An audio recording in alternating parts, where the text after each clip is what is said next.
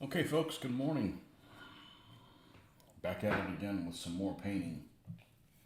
I put a couple of these things away that have worked their way out into my area here. Put them back in their proper place.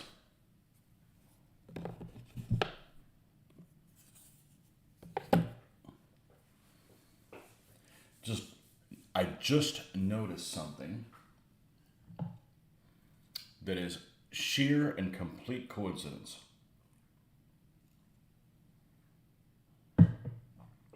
Not staged at all. I don't believe in staging stuff. That's why I don't watch most television. They make you believe it's real. It's horseshit.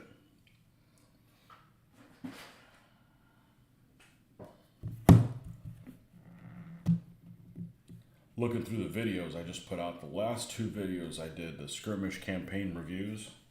Hopefully you guys find those interesting.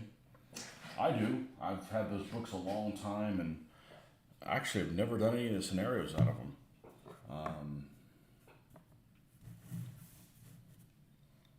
And a lot of the scenarios I think probably have to be modified. I think they're a little too... The terrain's a little too tight. I don't think the board is too small. I think the terrain features are too close to each other on them. But anyways, that's just my gut instinct from not playing them. The last two videos I did reviews of both of those scenarios. Both on Kursk. Gross Deutschland at Kursk and Red Guards at Kursk. Both of them good books. I happened to just look at the scenarios, the videos that I did recently on the basically my review page, where you can see how many people have seen them, how many likes they got, that kind of thing. Interesting stat stuff. Both videos, again, unintentional. Both videos are exactly the same length to the second. They're both 18 minutes, 42 seconds long. How is that freaking possible? None of them are scripted. I don't have an outline, either one. I don't do all that fancy stuff. That's just, those are things that create work for me. And when my hobby creates work for me, I'm like, F it, I'm not going to do it anymore. Because my hobby, I consider it to be stress relieving. I don't mind helping people out, showing people, how to do, but I don't want to put all that effort up front, try to do an outline, everything. I don't do this for a living. So this is just kind of just therapy and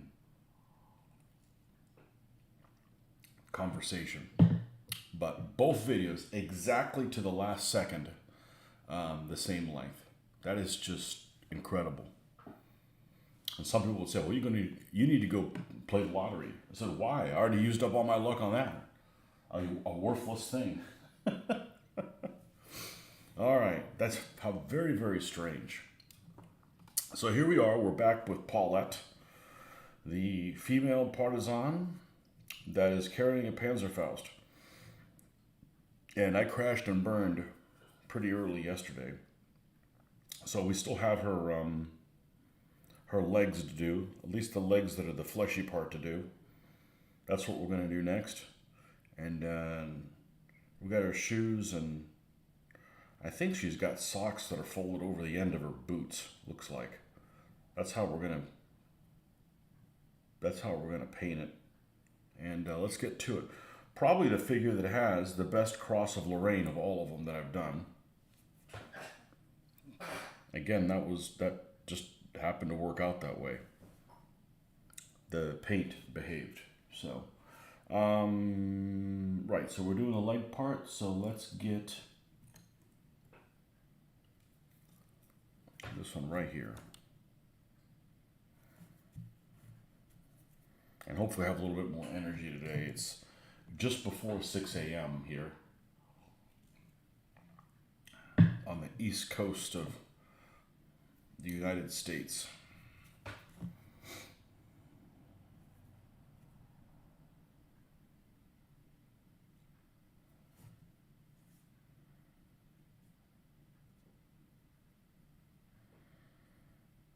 Okay, we've got like that color already on her.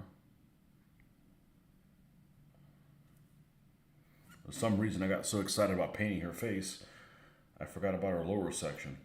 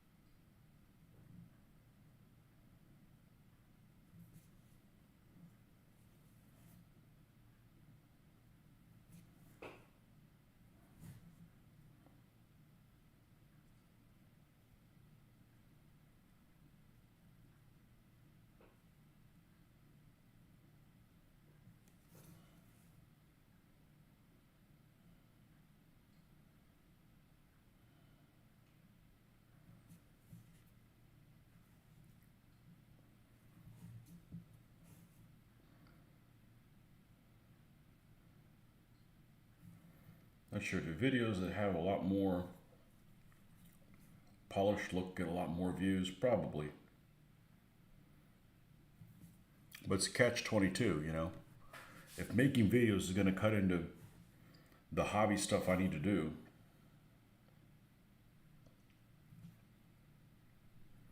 then they're not really being helpful from my standpoint.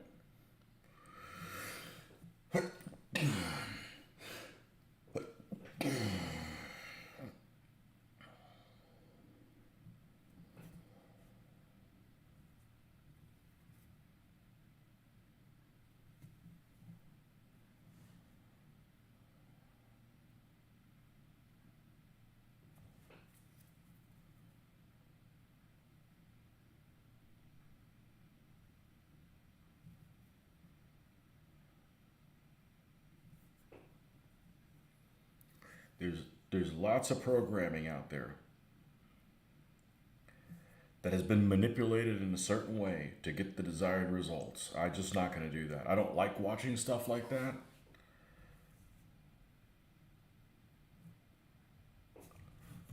And if you do, then there's lots of content for you.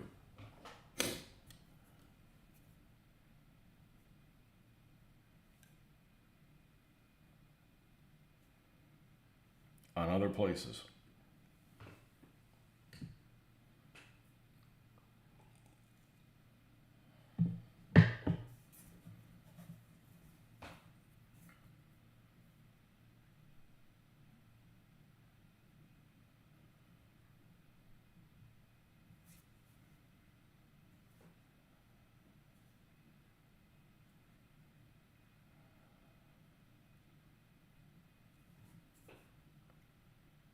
You should be plenty happy because there's lots of stuff to feed you if that's the case.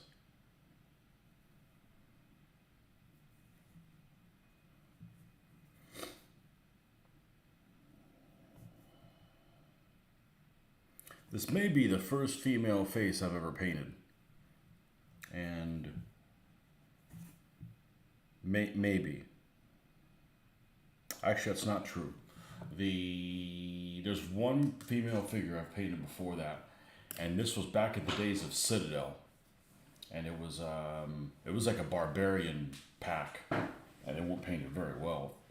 That's for sure. Probably in the late '80s, and I think it came with a male and a female barbarian or something like that.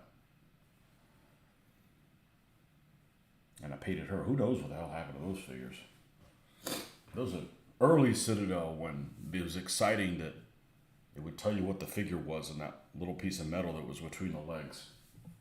I have painted some 28mm figures, but not more than 20, I don't think. I had a Warhammer 40K. What are they called? Imperial Army. This is the standard dude, Imperial Guard, which is kind of funny because they're not supposed to be like guard status or anything, right? They're just like regular Joes and almost more like Landwehr, and yet they're getting given guard status. He just throw around guard status like it's not a big deal. Okay, well, the Panzerfaust is mostly going to be like a blonde-ish color. Obviously, I'm being vague about, being kind of generalizing about that. So I don't think I want her hair to be blonde. There's just be too much blonde on the same figure. Like I got bored and couldn't figure out what to do. So she's probably going to be either black-haired or very dark-haired, which is a high percentage of the French population for some reason. I just, you know, if you look at pictures of French resistance fighters, almost all of them are dark-haired.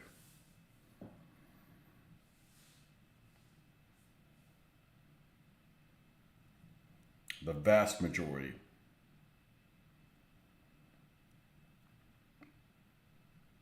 Okay, I guess at this point I'm going to do the Panzerfaust. Now I'm not going to go grab. I'm not going to go outside and grab this particular color because it would be a Dunkelgelb type color. I'm going to use one based on the Vallejo colors that I have in here because they're here.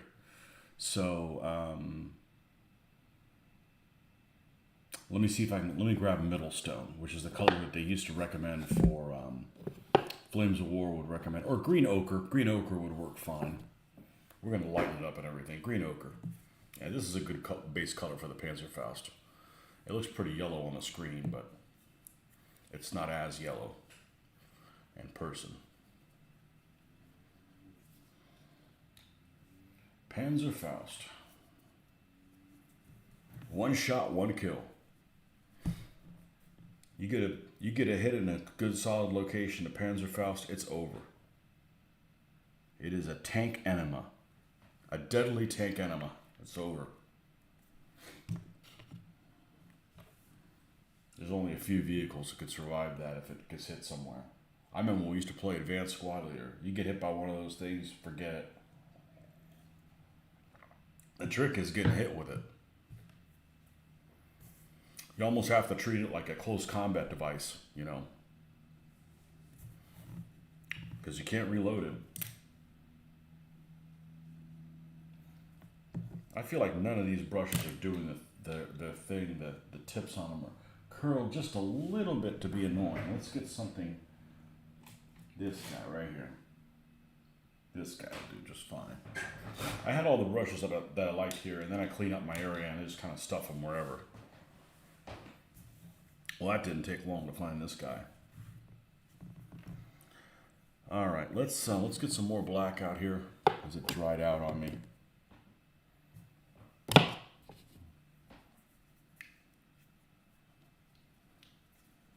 One shot, one kill. Several people are raving about that second front game from Microprose. It's supposed to be an ASL clone. I don't know if that's a good thing or a bad thing in my opinion. I had lots of good times with ASL, but I don't know if I want to play it again. It's too structured with its turn sequences. Like something that's a little bit more chaotic and unpredictable.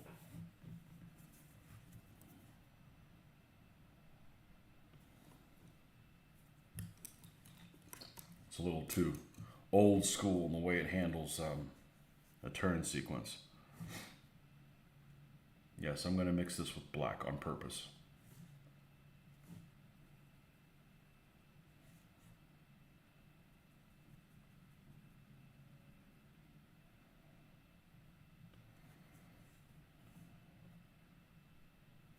It's a tiny little bit of flash right here. Let me take care of that.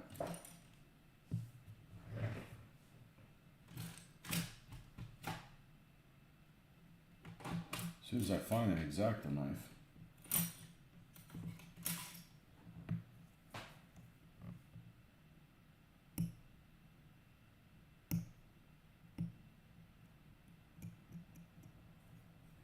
that's all.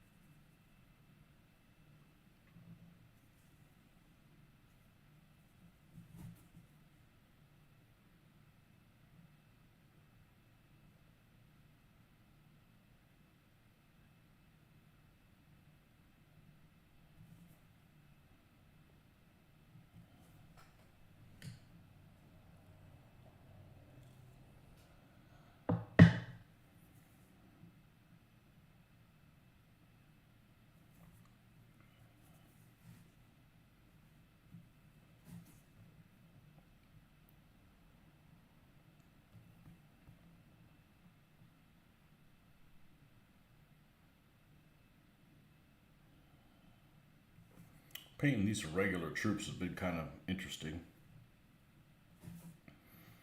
Painting these civvies.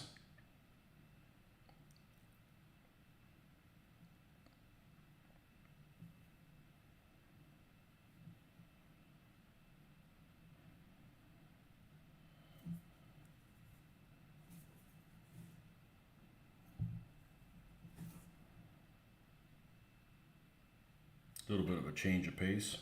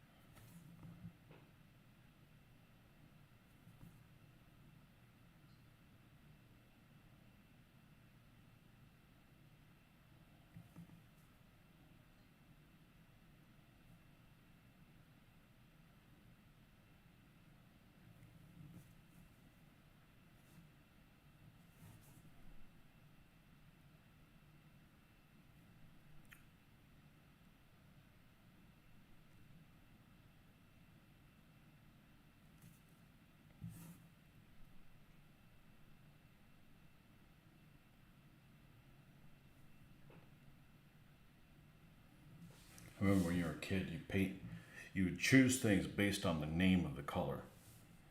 Like, oh, this is, if you look at, I think it's Vallejo. If they make a color called German yellow, you do not want to paint your panzers in German yellow. I think German yellow is more like a color on a Messerschmitt or whatever, like a nose cone or something like that. It is literally yellow. It's a little bit of a lemon-ish type color. Do not want to paint your panzers in that color. But back in the day when we used to use poly-S, they would name the color what it was, you know. I remember the Dunkelgelb color was German Armor Dark Yellow. That's what it was called, and that's what the one that we used. The German gray wasn't called German gray, wasn't called dark gray, it was Panzer gray. End of story. That's the color you're supposed to use. Whether it was accurate or not is a totally different, you know, situation, but then after a while you realize the name of the color doesn't mean anything.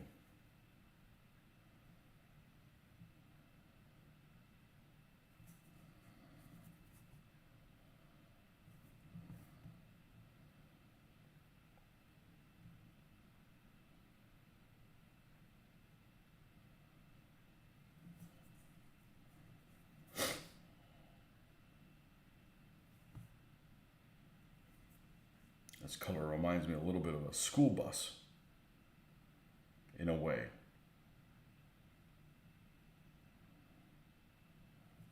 At this point. All right, we're going to grab some white and come over here and lighten this up a little bit.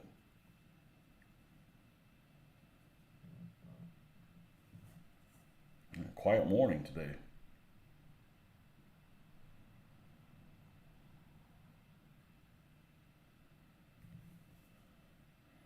I had a decent amount of folks on last night. Just it's falling asleep. It's hard to stay awake on a Friday.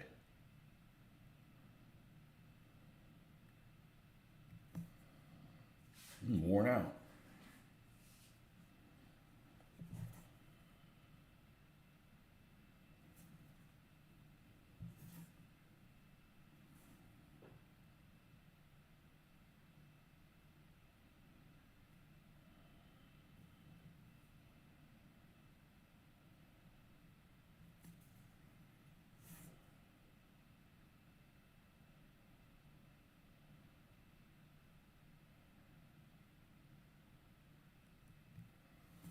You get one more subscriber on my channel, make it to 1,700. It's been a long, long ride to get from 1,600 to 1,700 subscribers. It took a long time. I don't necessarily have material that appeals to the masses, you know. I'm not, I kind of do my thing, and if people like it, that's cool. If not, well, it is what it is. I'm not trying to do content that appeals to everybody or is all kinds of wargaming. That's just not my thing. I'd be too fake me to be like, oh, I'm going to get into Warhammer so I can get more views. That's not what I'm about.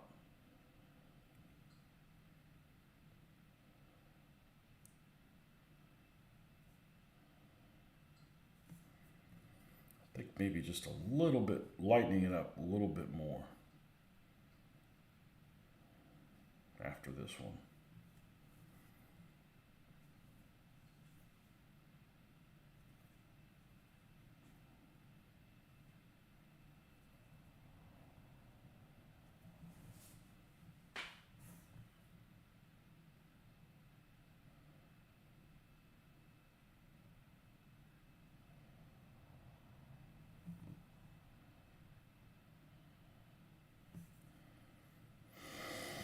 Yeah, that's looking the right color.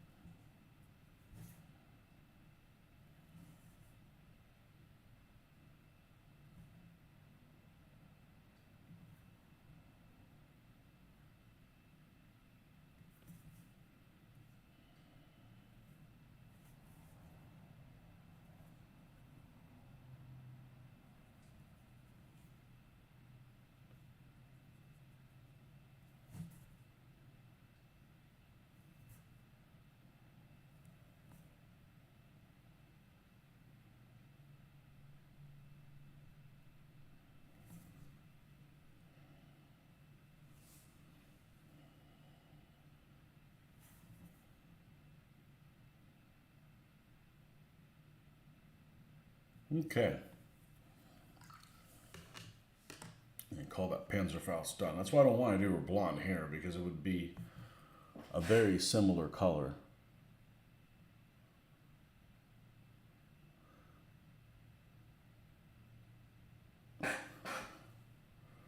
Very similar color. And it'll look better in pictures than in a video. For some reason, a video, just the feed always gets dumbed down. Resolution-wise and everything.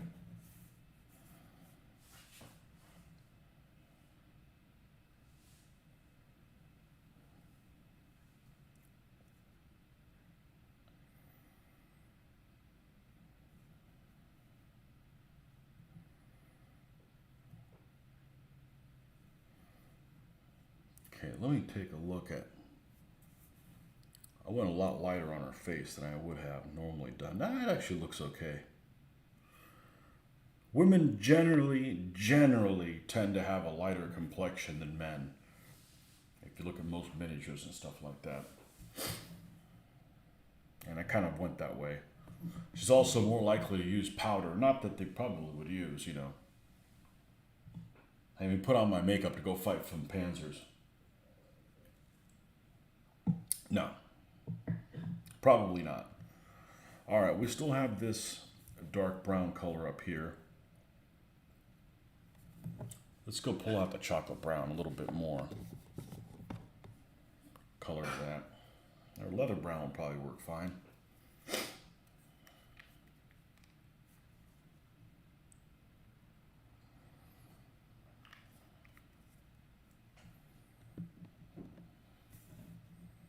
I do have one other female figure, a fourth one, and it's not a very good figure. I don't know where it is. It's somewhere floating around. But I want to say it's part of the aircrew set from FAA. Figures of Armor and Artillery. I got a few figures by them that are civilians, including they're like a downed bomber crew, like a German bomber crew over, that got brought down like over England. and I've got like it's like a housewife like wagging her finger at somebody like, you get off my get off my porch. I want to say I have a priest, and I got some guy that's carrying like a package under his shoulder, under his arm, wearing like a fedora type hat or something like that. I'm not a huge fan of their style of sculpting their faces, so that's one of those things that I could do a stellar job with it, and I still probably wouldn't be happy, just because of how their style is.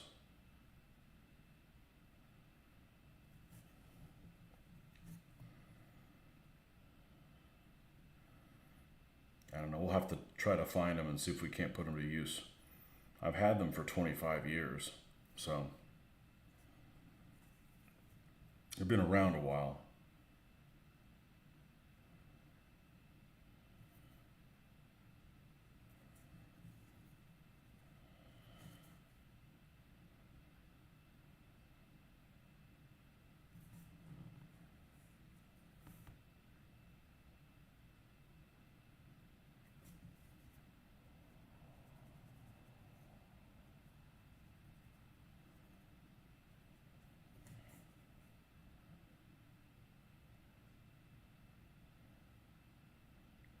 So I've been doing it for about a week.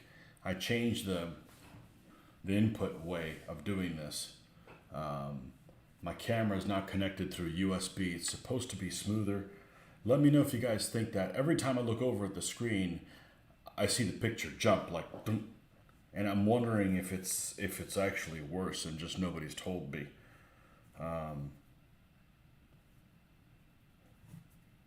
And I'm talking about the picture on most of the screen, the one that, not the one that's up in the corner, but the main one. Does it look smoother than before, than a couple of weeks ago, or is it worse?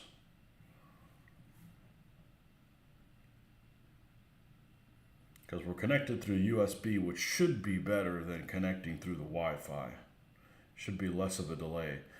But man, every time I look over there, project session. Marcus, what do you think? The big screen, does it look better than it did maybe a couple of weeks ago? Is it clearer? Is it less jumpy? Is it less delayed?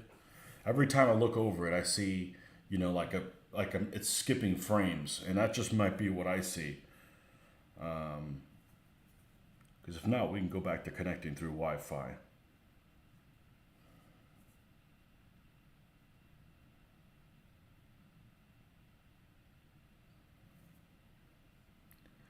Video's been looking good. I've been playing catch up on old sessions. So the main screen looks okay. Like every 4 seconds or whatever, it seems to jump. Yes, less delayed. Okay, then I'm going to just assume that what I see is not accurate. And it's doing it that way to save resources, so that's good. It should be better or it's wrong. If you tamper with something, if something's working okay, you tamper with it and it's working worse, that's not the direction we want to go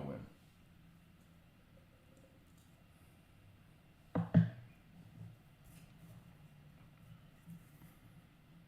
Okay, you weren't on here last night, so this is Paulette, the Panzerfaust girl.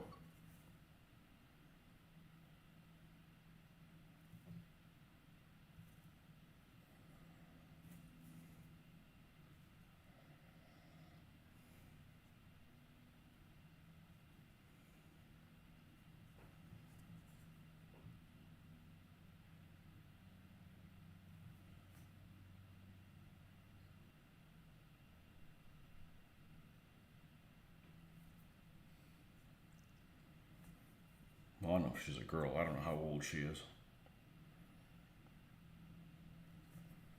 Hopefully she's over 18. Send your children into battle.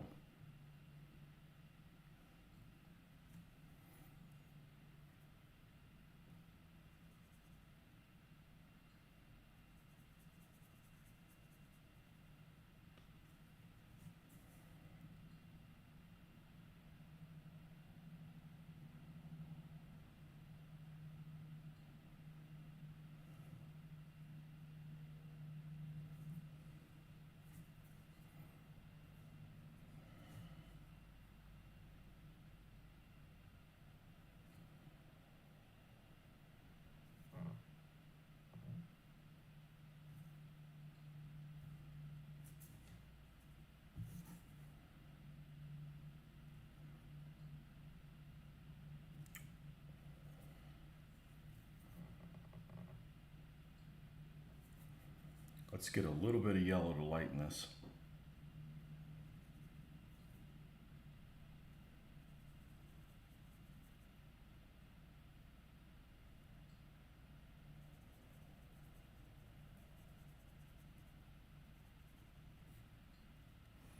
Usually don't watch every moment.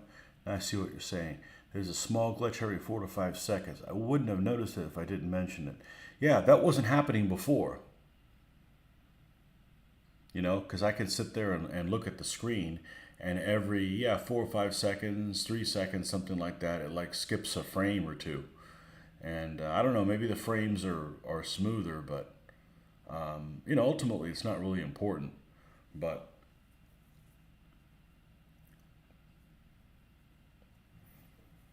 I just don't understand. It's plugged right into the computer. It should be just as good. I guess I could reverse it. It's what I normally would have done.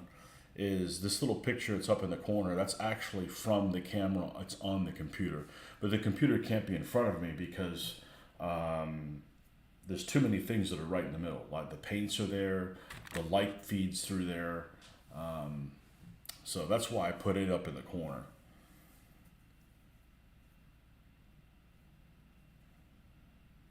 At some point, I'm probably going to put another camera. It'd be nice to have another camera above, but I've got an old phone that supposedly you could use that for. But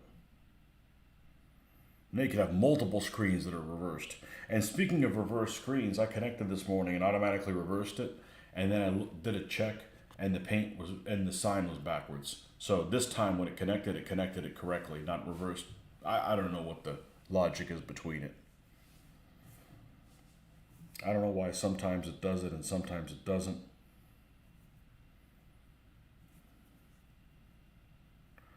I'm not a fan of technology when it misbehaves or it acts different sometimes for whatever reason.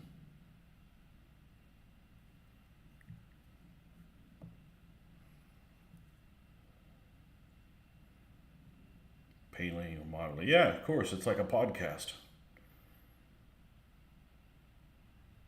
But there's no point in doing a podcast that doesn't have any visuals where you can have some visuals. There might be something to show or something like that.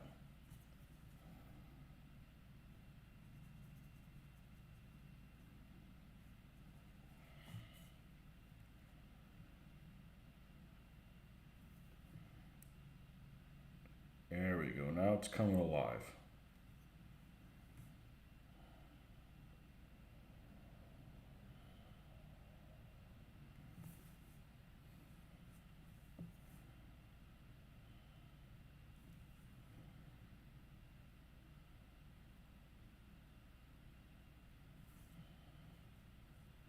Let's compare her to. That's pretty happy with that. This face has the facial features. I said this last night, so you didn't hear it. Has the facial features of Jake.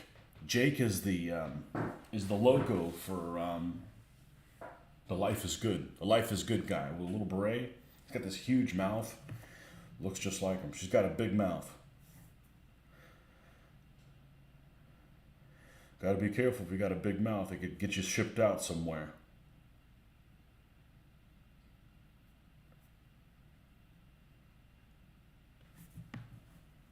Okay, I'm going to use the same leather brown for the shoes.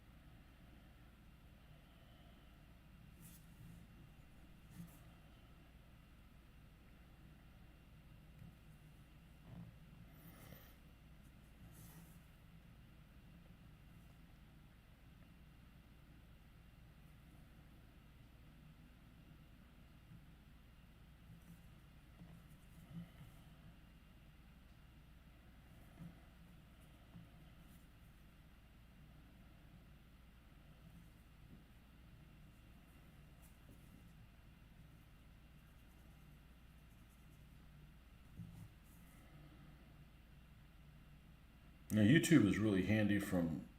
I had this idea of. I submitted some old games to Noble Knight. I took Nordic's idea and said, well, maybe they'll offer me something for something I've been sitting on for about 30 years that I'm pretty sure I'm not going to get to, and I'm tired of it.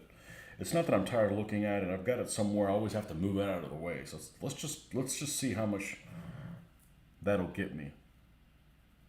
And I still haven't heard back from them. But there's a board game that I was looking at about a year or two ago that I thought might be interesting. It looks like it's the successor to Ambush.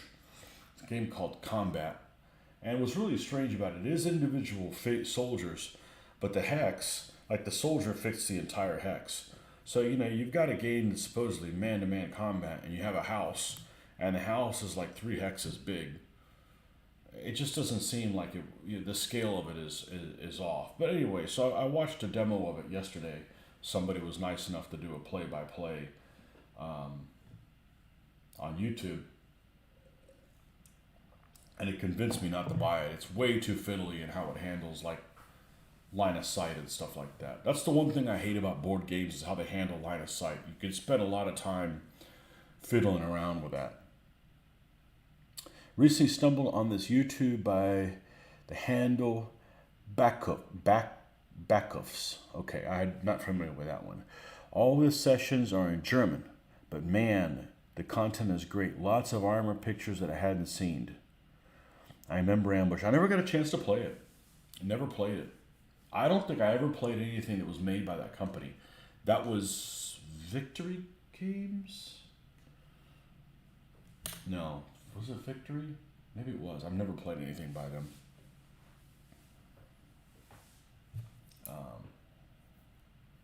Bacchus.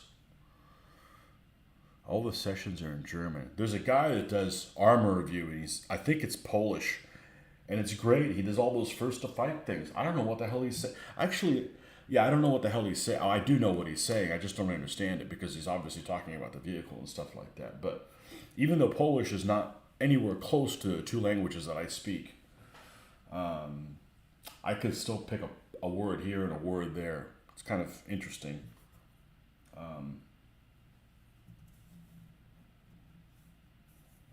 The funny thing is I just got done doing those martyrs, and I want to do more models. I really enjoy building them.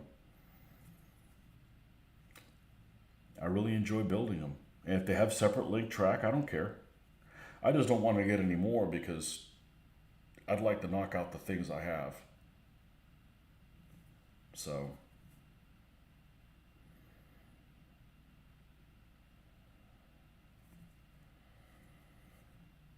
and I got a pretty big backlog. If I snapped my fingers and everything that I had primed would be painted, I still were going to have quite a few.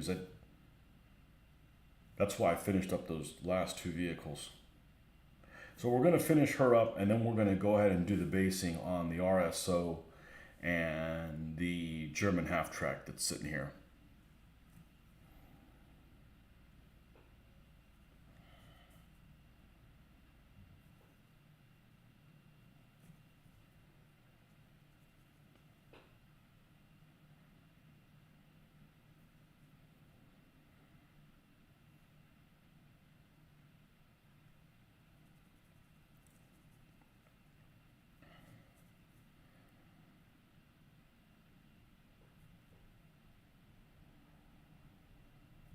I didn't watch the demo of that game long enough to realize whether or not it had die rolling or it had activation by shuffling cards.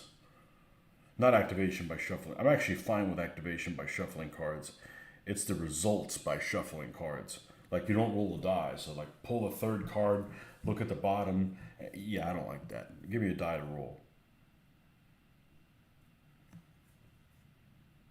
It's not for me.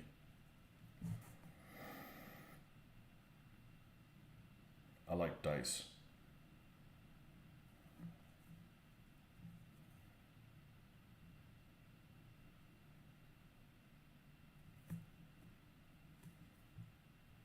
You're working on some early war German paratroopers. A Benemail. Early war paratroopers, that's what I think of.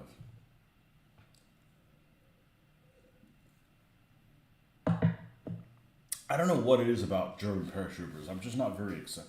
I've never painted one. I have them. I have some of the old Airfix paratroopers, German paratroopers. Those figures were okay. They were sculpted with all the right weapons. But what do you mean by that? Well, I mean the German infantry and the German Afrika Korps, the submachine guns were both submachine guns that were not standard. Well, first of all, the one that comes in regular German infantry has some make-believe gun that was never made. It's some Thompson-looking thing that I think that's just a make-believe gun. Somebody just pulled out of their ass.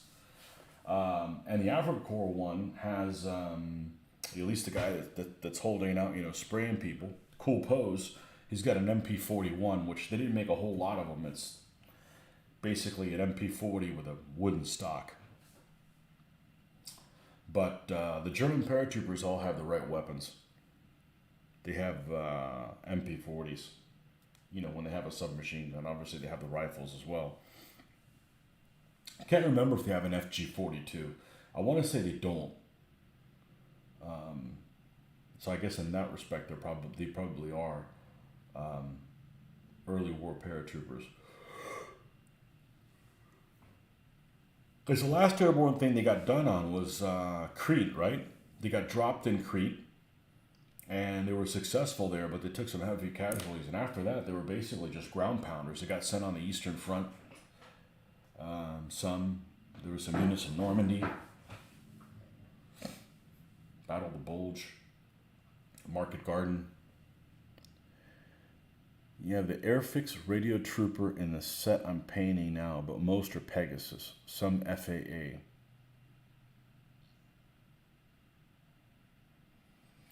FG-42 without the bipod. They do have one. They do have that one in that set. I don't know. I've got them down there. I've got them in a big bag.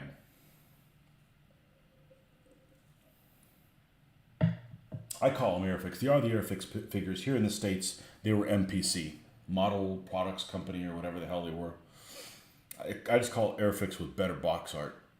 I love the box art from MPC. It's spectacular. Not all of them, but most of them. Yes, recently gave my Airfix submachine gunner an MP41.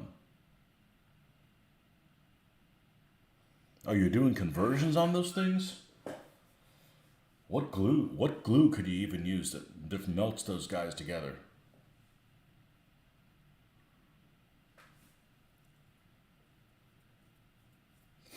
I have. Okay, so we're talking about Airfix figures. I gotta show you guys something. Maybe you'll get a kick out of it.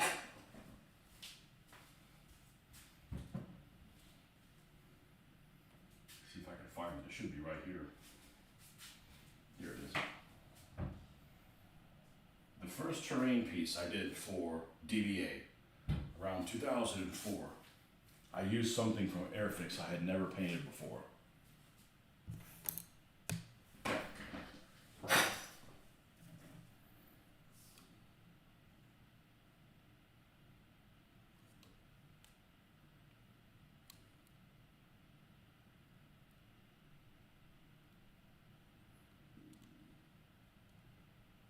Why won't this camera wake up? Wake up, camera.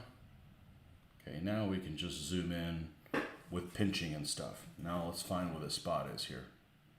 Okay, this is a little castle that I made out of blue foam core. It's kind of primitive. That's a little too close in. Let's see, let's zoom out a little bit. Let's zoom out a little bit here.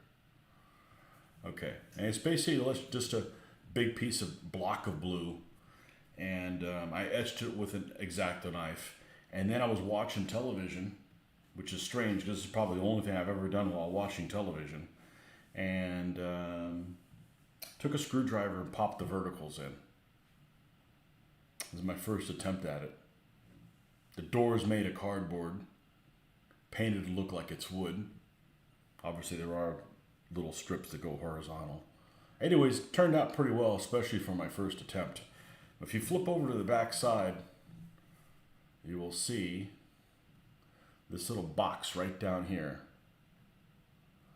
That is one of the Airfix little boxes on the German mountain troops that go on the dogs, on the horses. And that's the only Airfix thing I painted. Let's see if we can get this in the light. Actually turned out really well for what it is. So, anyhow, I do have the German mountain troops, but the German infantry, that whatever machine gun those guys come with, that's some make-believe nonsense.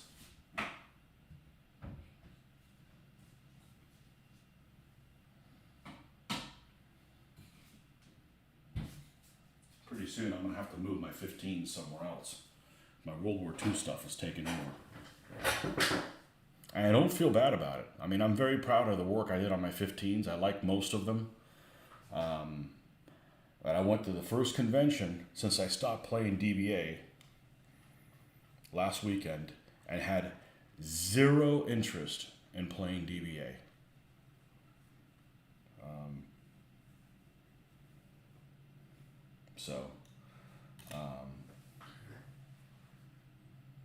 Now I did play Lion Rampant all one day and probably will do some of it with some of the figures.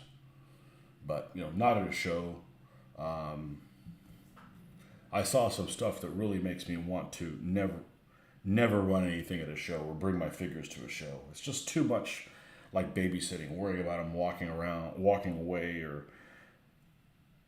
have somebody damage them. Now, the common thread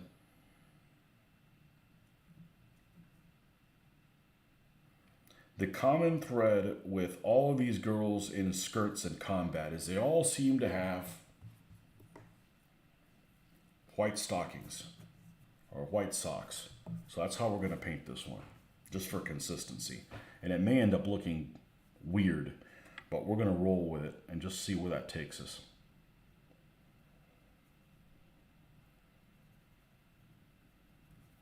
Let's not use that color. Let's use this one over here. The darkener for the white.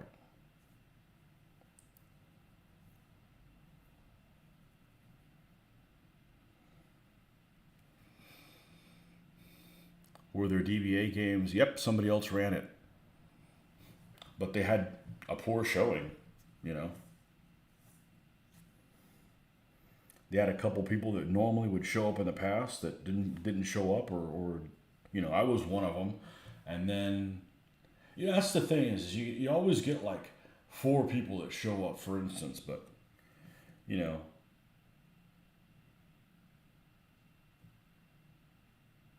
I've played enough of it.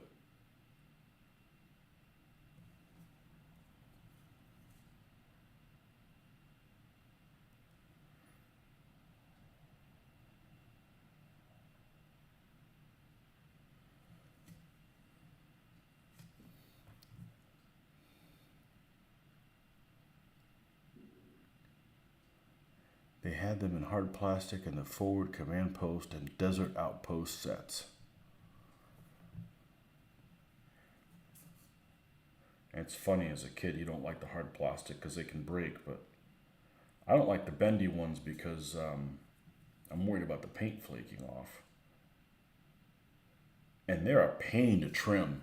Man, they're a pain to trim. You gotta cut them. You can't just scrape them off because they get fuzzy. It's weird.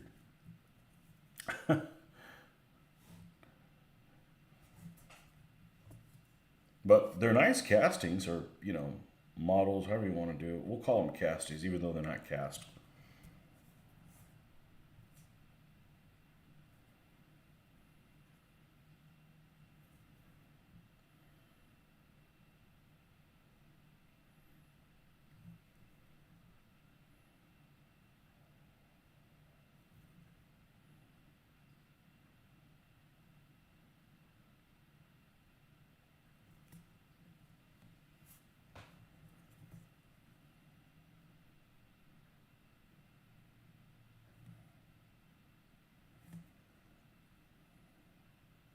And these don't have to be super bright.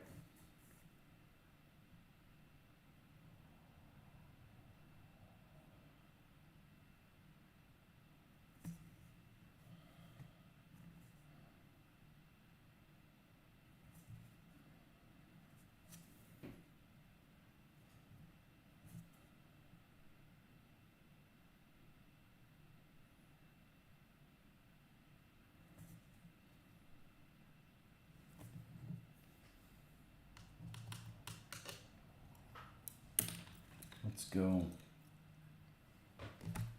like this.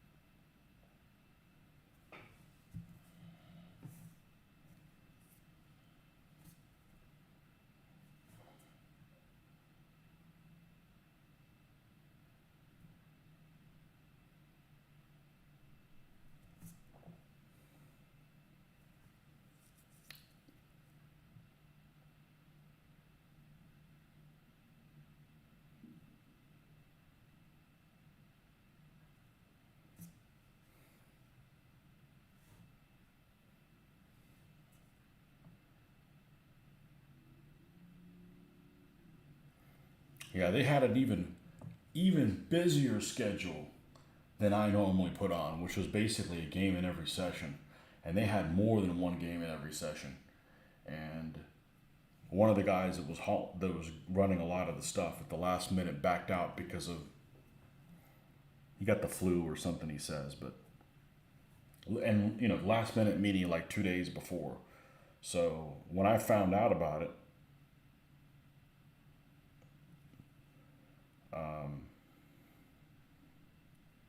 I would have already made all the awards.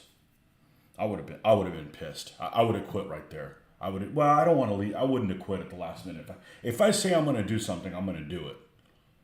I'm not one of those people. That's something I value very highly. Is saying you're going to do something and then you don't do it. That's just I don't like when people do shit like that. But I would have been extremely pissed, and that would have been my last show because I have that kind of crap happens to me at work all the time, and it's extremely bad lately. And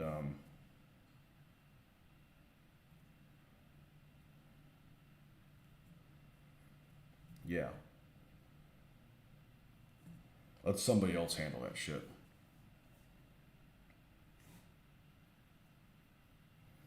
When you keep having things come up, and there's no way you can, no matter how hard you try, you can't make things better. It's just time to move on. And it's keeping me from doing this.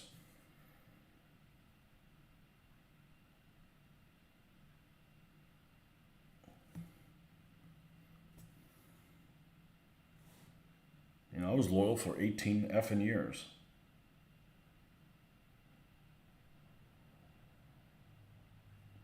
So I did play quite a bit of Lion Rampant. It's a lot more flexible than. I don't think I'll play it the way the rules are written. I've got lots of experience to draw on. I think it's a good basis for a lot of the stuff. I'm not painting in 28s. We'll see how it plays with the 15 millimeter figures.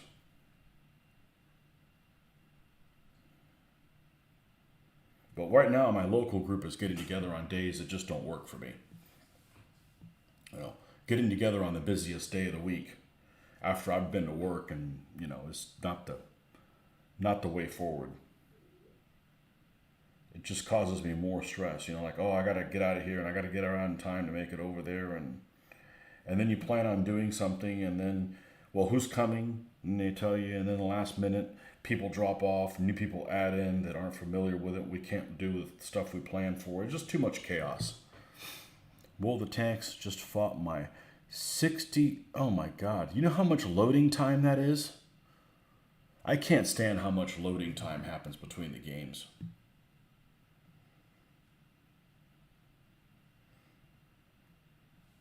You've played a lot of battles on the same battlefield.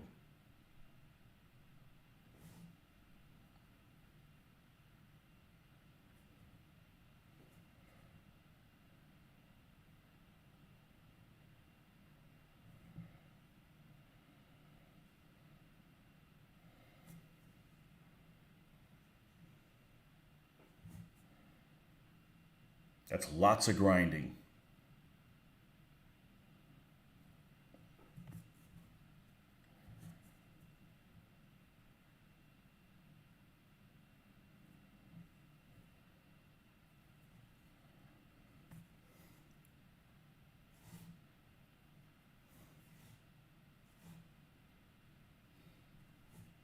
I mean, it's a great game for a free game. I wouldn't spend a real dollar on it.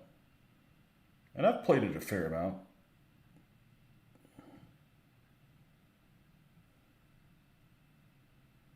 I played a lot more than War Thunder.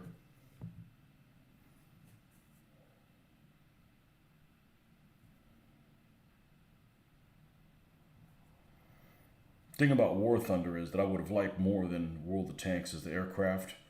As I'm pretty good at flying things. Not in that game. I am not good at flying in that game. I don't know what it is about the controllers. I can't get it down. Even with something as wonky as Grand Theft Auto, I could fly pretty good in Grand Theft Auto. There's something about War Thunder. I just can't fly worth a damn. Even slow planes.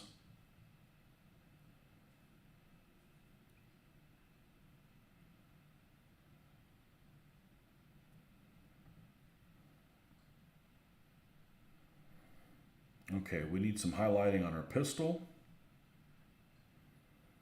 I think she's done.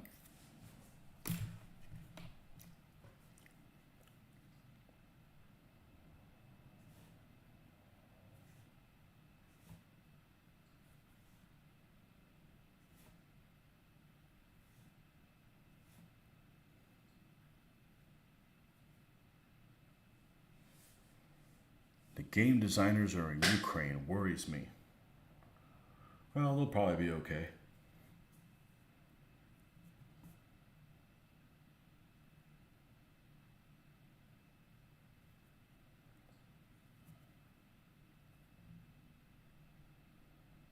Better now than how it was going. I don't know. I can't speak for that. I don't really follow any of that stuff. Somebody was telling me the other day, did you hear about something? I said, no, it's on the news. I don't listen to the news. I used to.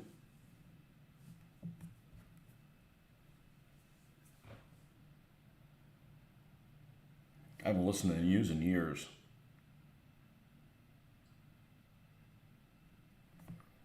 Somehow the tip of the pistol didn't have a... If something is going to be dark, it's going to be the inside of the barrel.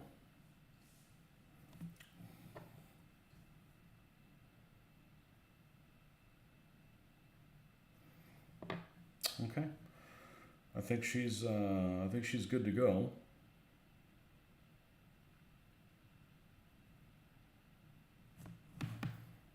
I'm going to go ahead, since it's dry, and give her a gloss coat or a coat on her emblem, because when I put the overall dull coat, I don't want that to disappear, and I was kind of having issues with that.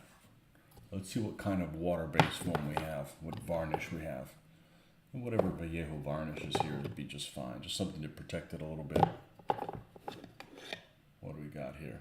No, not glaze medium. I rarely use this stuff. I actually got it and really found no use for it until now. No, it's here somewhere. Matte varnish, here it is. Wish I hadn't watched the news. People are going crazy. All the time. There's always been crazy people, but now they can feed off of other crazy people. You know, the internet is great, but deviants find teammates, you know? Just as an example, you know, if you go and you have somebody who's into doing horrible things to children, you know, he can keep a low profile in the past, and other people don't get ideas and stuff. And now they can find each other and cooperate and stuff. Just going to cover just this area right here, and just a little bit of this matte varnish. And then when we go and paint the matte varnish on everything, it'll be nice and sealed and it won't smear. All right, Paulette is done. All right, now let's go back to the vehicles. We need to finish them so that we can get them off this area where they're at. Let's put this off to the side for a little bit.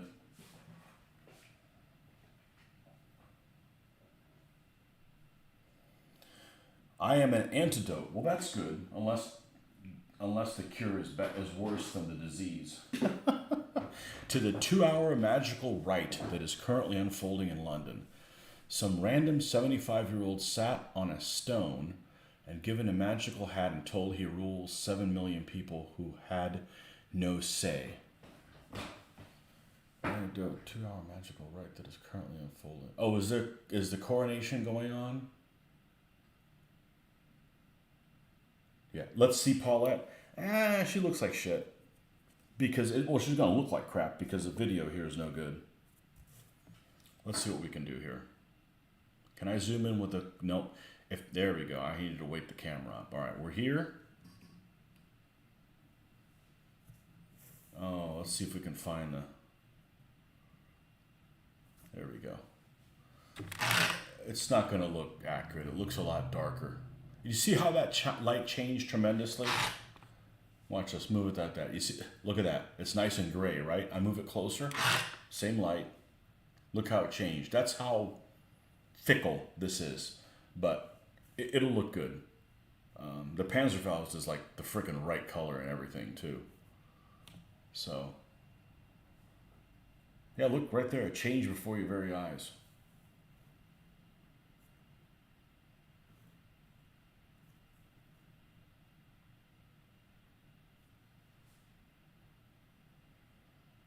Anyhow, she'll look better when she's based and so forth. But that's why the pictures you guys see on here just look like crap. And you take pictures of them with the actual camera, like, oh, that actually looks good. I said, yeah, because what I'm seeing is not what you guys get to see on screen. You know, it's tampered with. The coronation's only 2 hours, huh?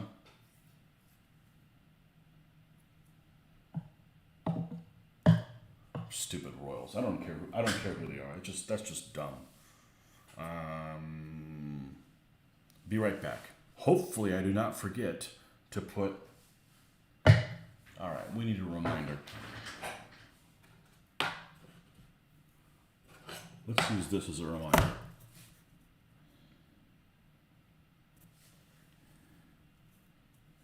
And that'll be my reminder to turn the microphone back on.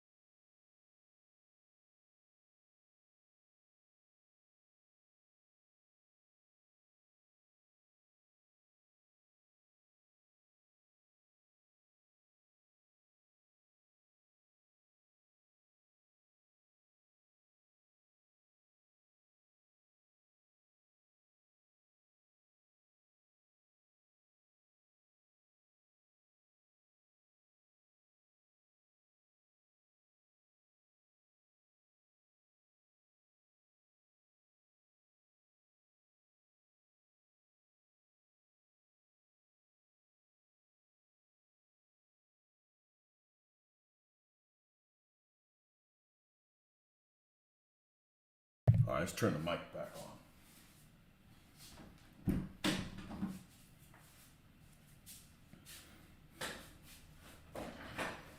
on. Meet Panzerfaust. Yeah. Royals. Yeah, I don't give a shit about royals. It's funny because I definitely consider myself a conservative. Maybe traditionalist is maybe more accurate. But I definitely believe in merit. People just shouldn't be like, oh, well, we're this class and we rule people. No, you're a turd. I don't care if you're, highborn. Turds are turds, and corrupt people are corrupt. And I'm not a fan of either one of them.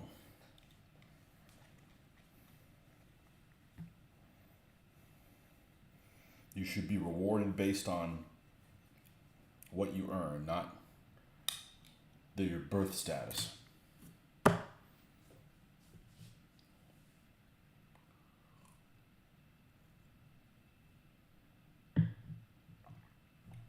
But if most of the people over there like that, on all the money that it wastes and stuff, you know, can at least can you at least get the people at the top tier to like behave instead of, you know, screwing around and stuff?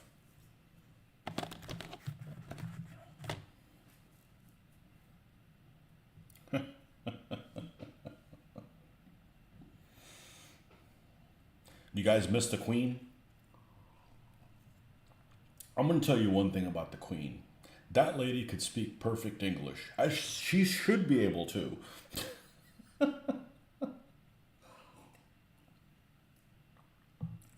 Don't need any subtitles with her.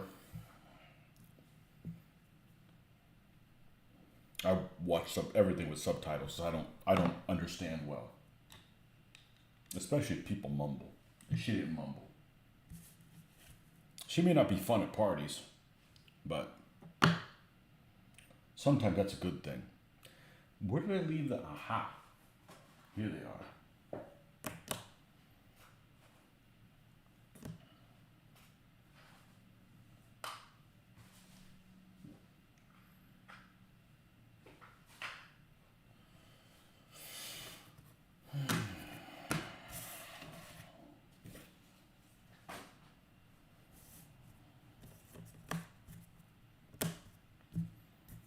Okay, so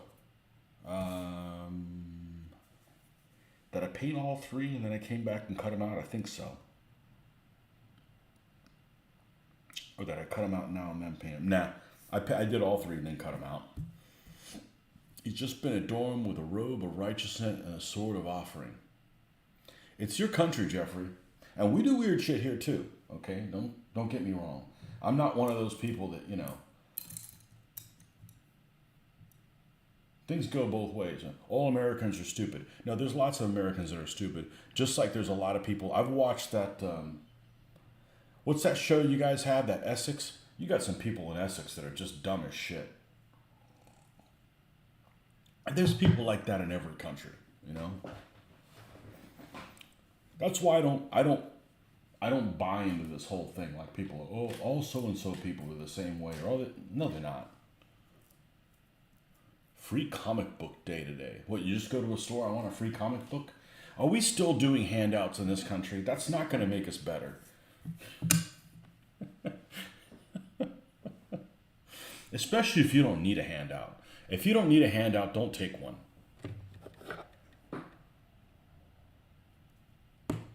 Free comic book day.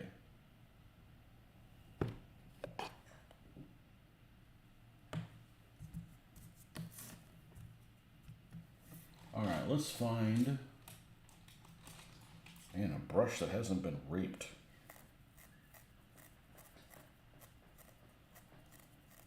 This one's seen better days. Such is the life of the dry brush. It always seems to be that way. They just get abused. It's in their nature.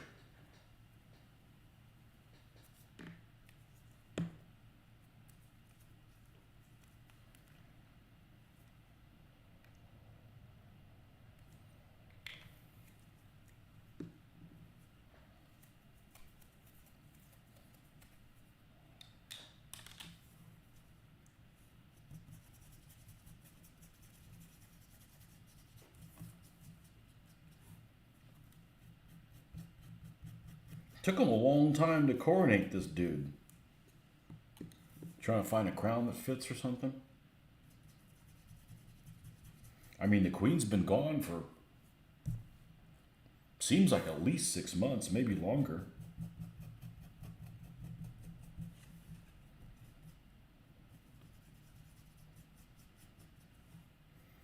I mean, he's just ceremonial power, right? I guess he's still probably... Is he de facto leader of the armed forces?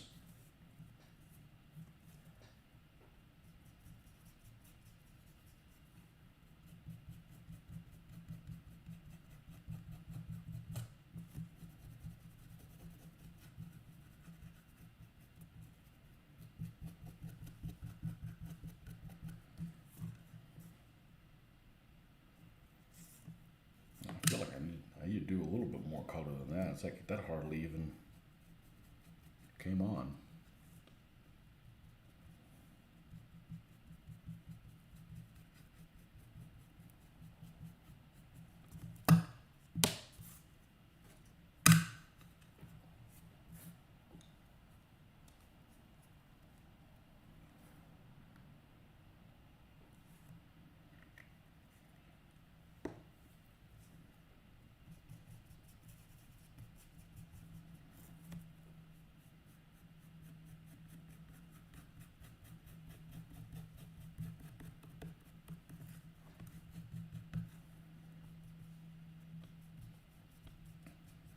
Antidote. Thank you. I think I'm not fake. I don't pretend to be something I'm not. You know, I am what I is. You guys would have figured it out by now. I value people being true to themselves a lot.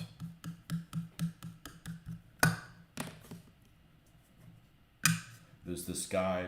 I haven't met very many famous people, nor do I necessarily want to. I'm not a groupie type person. But I did meet this guy that does car videos on YouTube, and I got a kick out of him being exactly in person. Not exactly in person, because not everybody's exactly, but you know, he acted the same way in real life as he did on his videos, and I appreciate that. You know, there's just too much fake stuff going around.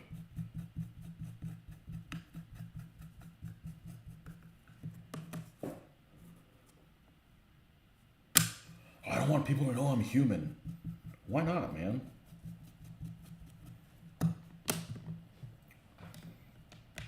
Is the king supposed to be Welsh or something? The original Brits? Well, now they're like German Greek, right? Something like that.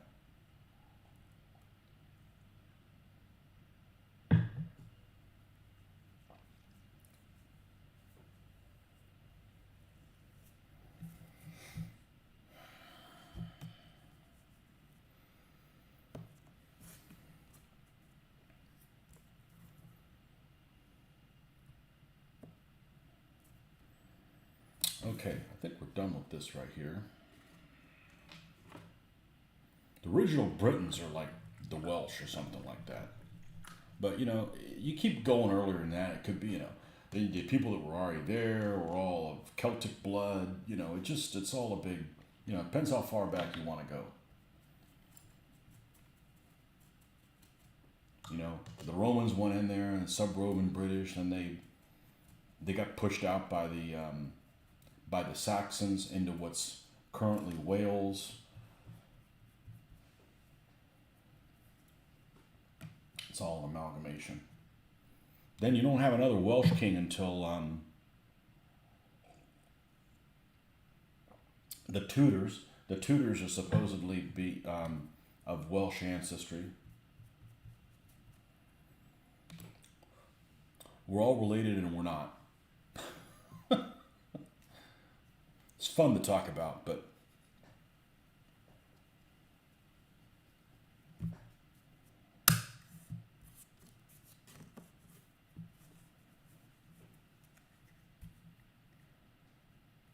yeah, rocky sand, last color.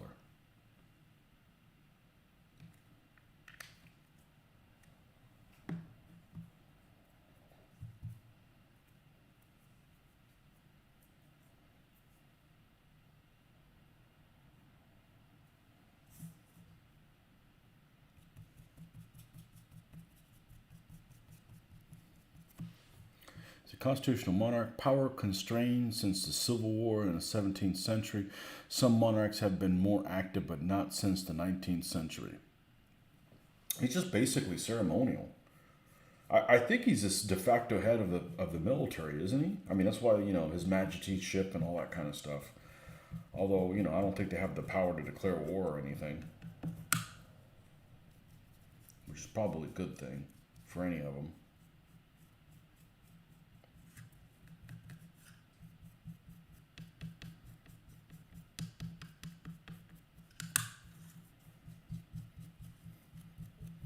Can't pass laws, right?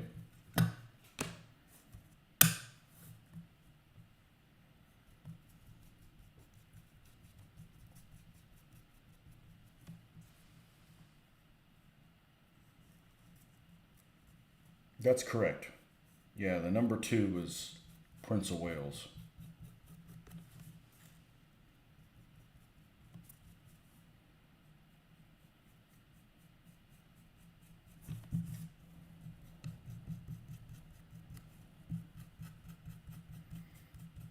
If we had that in this country, I'd hate to think who was the ruler. I wouldn't like him. Guaranteed, I wouldn't like him if we had that here. They would have all kinds of vices that I would find reprehensible.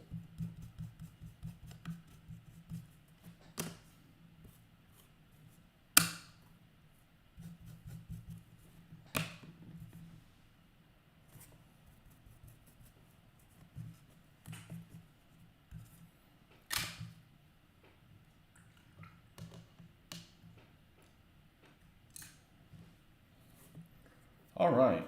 One of these is going to be reserve because we don't have that half track done. The other one is for this one. And this is going to be kind of a challenge. And the other one is for this one. The Ugly Duckling. Quack, quack. All right, let's get the X-Acto knife. I think this is one of them right here. Yep. Careful, do not drop this on the top of your foot. It will not feel good. So let's move this into position about where it needs to be. Let's go ahead and take that off.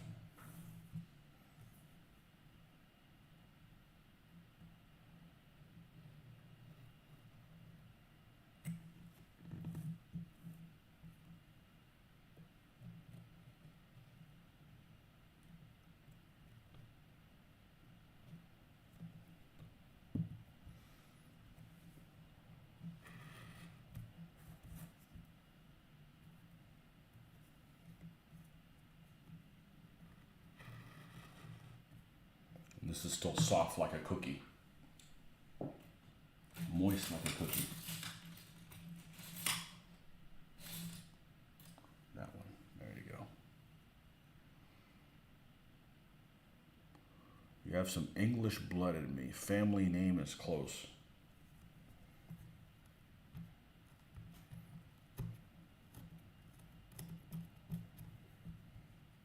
I think by this point everybody's related in some degree or another to each other.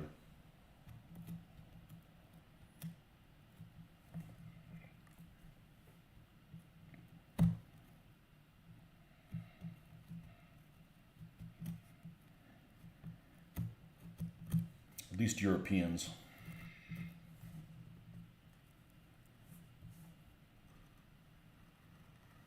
People of European descent.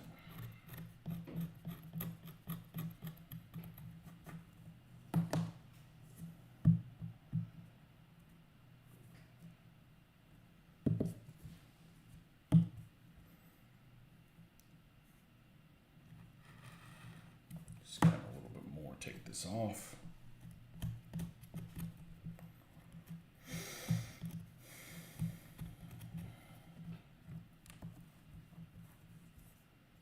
And then this is the part we scoop out here. Make sure we do this right. Botch this up.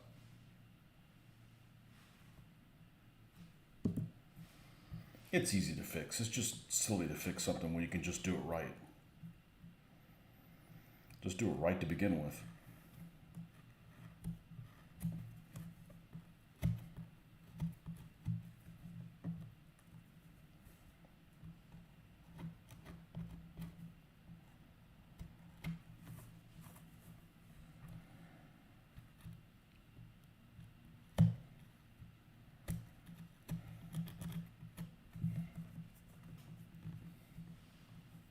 Sorting out Airfix Type 1 Germans from a nostalgia project using the rules Battle, Practical Wargaming by Charles Grant. Your first formal set of rules used.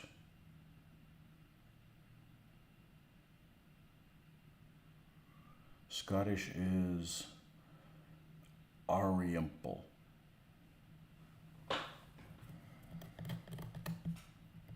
Type 1 Germans, huh? That must be the same ones was there. What was the Type 2 Germans? I don't know. Maybe there's an earlier ones that I had.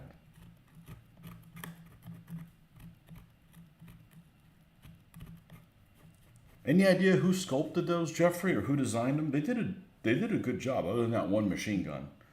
Of course, my favorite one are the Desert Rats in Africa Corps. Of all the Airfix figures.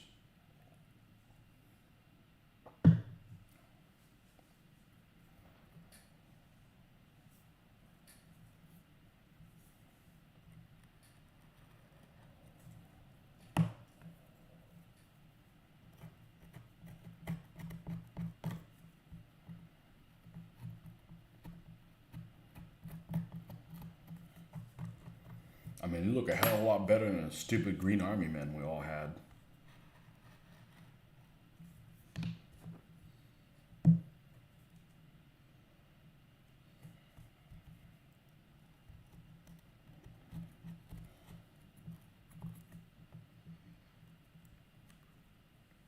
Dalrymple.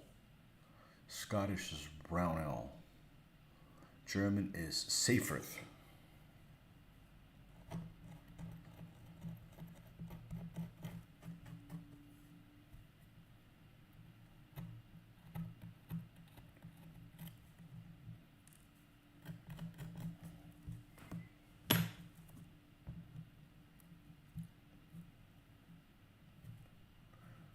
Okay, if we put that there,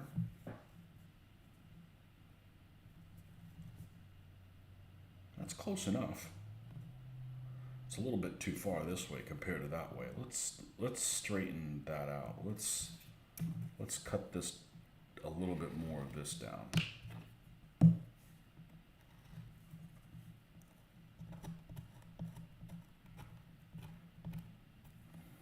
This is such an ugly vehicle.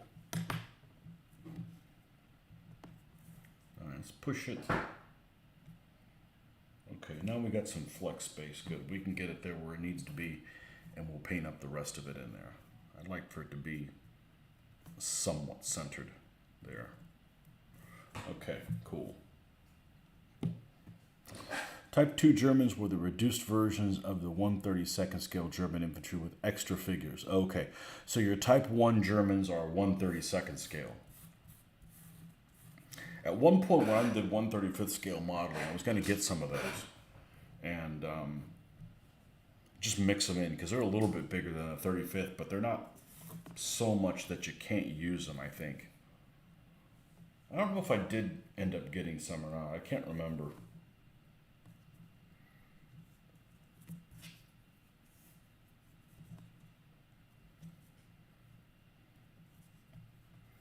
I can't remember if I got them or not.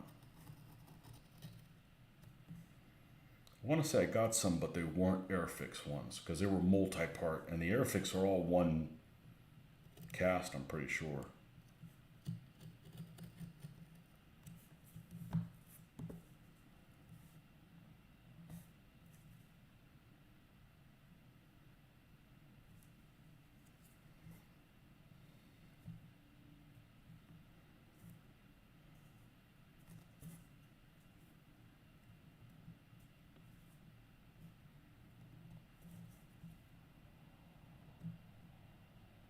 And you guys ever done any of those chromosome things? What do you think about them? I got people in my family that are opposed to them being done. I'd like to do it, but then I might be related to somebody I may not like that I'm related to.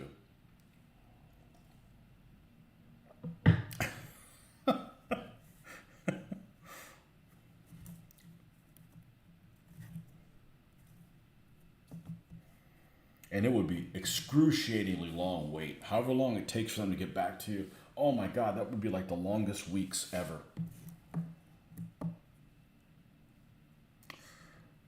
So they're not rules per se. The people that put the skirmish campaign games, that put the company that publishes those, they used to make their own set of rules. I want to say it's Arc of Fire is the name of their rules. but they're pretty much rules agnostic. You can use whatever rule set you want with them, and so yeah, they don't come with rules. I'll be using Face of Battle, which is out of print and is short of a rule set called Final Combat, which I also have, and is almost more like a role-playing game than anything else, and has detail in areas that I'm not interested in, and then I have a feeling it lacks in other areas. Like, for instance, there's a naval game that I have the rules for, that I never intend to play, but I got it basically because of the scenarios are actually really detailed. The ship-to-ship combat's a little vague, but it spends a lot of effort on like ship sighting and the weather and all that stuff, but it's kind of vague when it's talking about shell hits and things like that, which is what I am more interested in, you know. The weather is just kind of a sideshow. I mean, yes, it's important, but I don't want to, a whole dissertation on, weather patterns and stuff like that. It's just like Harpoon. When we used to play Harpoon, I hated it because it was so much electronic and this, that, and the other, and not enough like the other stuff. I don't know, but Final Combat seems to be that way. I've never played it. It just kind of seems to focus on the stuff that I don't want it to really focus on. But that's the only rule set that's more, let's call it anal retentive than the one I use. And I'm happy with it. I don't need to convert anybody to it. People are always trying to convert you. Oh, you should play this. I'm like, don't you realize I'm happy? It's like the door-to-door person. Hey, like the Jehovah's Witness door-to-door. Hey, I need you to meet our God. Like, I'm perfectly happy doing what I'm doing. Leave me alone, I don't bother other people.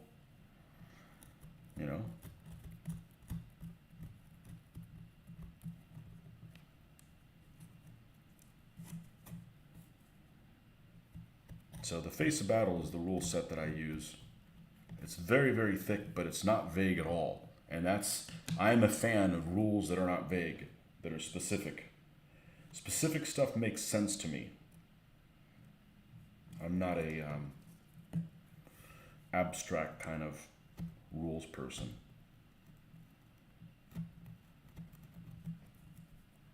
Type 1 Germans are basic scopes with Panzerschreck being fired from the hip. Oh dear God.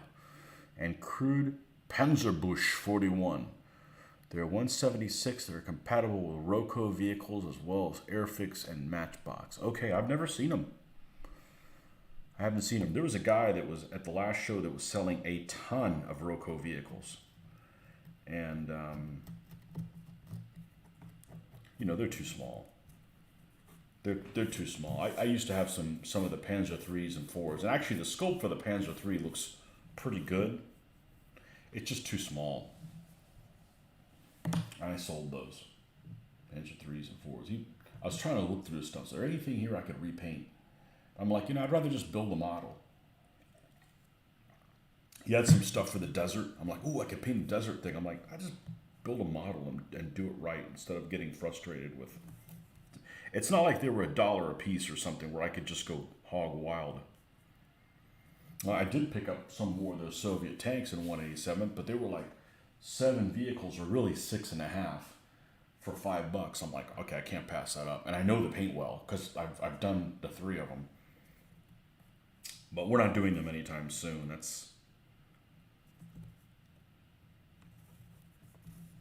But that's what I like to get at shows. Stuff that's like so cheap I can't pass it up. Or something that's not available and cheap. Because there's nothing I specifically need. Now, this is the tricky part. It doesn't need to be perfect.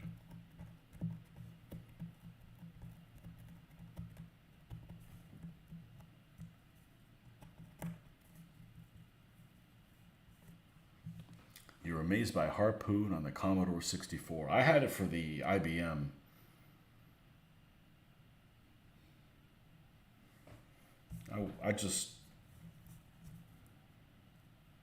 I played it quite a bit. You'd fire off your missiles.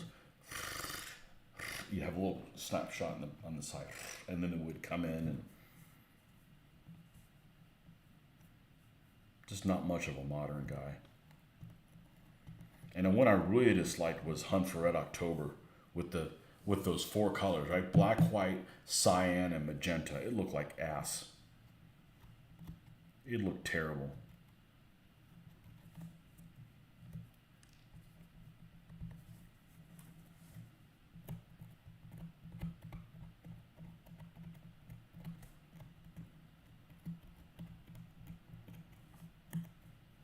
I don't have any soft spot for any games that have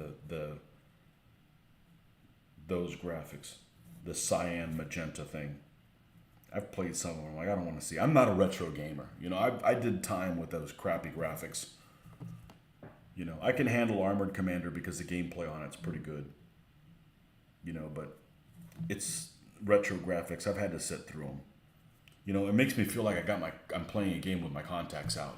You know, everything's blurry.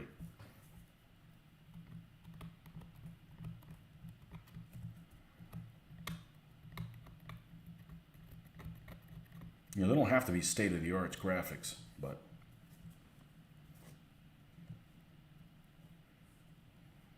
I don't like to squint my brain to see what's going on either.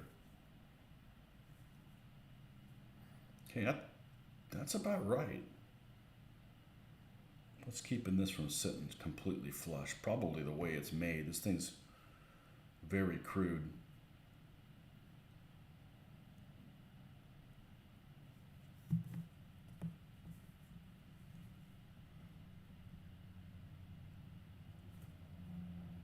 I watched a video on that recently about the half tracks. They helped to steer. They were not, the front wheels weren't powered. So it was just a helping to steer kind of thing. I didn't know that. Front wheels weren't powered at all.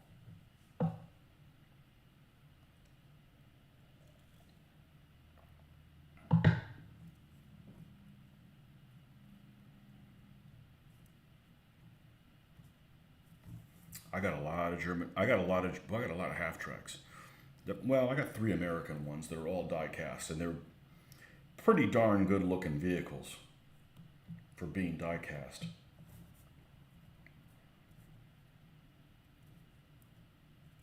They look a lot better than this one. This is just not a very good casting. Speaking of not a very good casting, here's a not a very good casting. Look at the rough finish on that bastard. Or we're gonna have to paint that like it's caked in mud or something. Somewhere on the Eastern Front.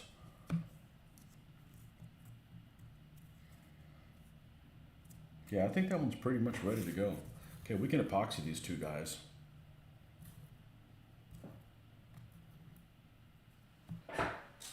Yeah, this will be the one for this one. And this is just the remainder. This is the remainder piece on using this material for all of my tanks. I have this piece left over and it fits perfect for the half tracks. There's no point in throwing any of that stuff away. It's not like I need it to be any bigger.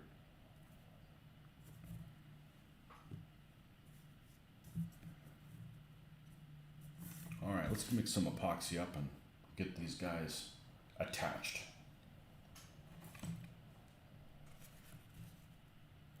Yeah, front wheels weren't powered.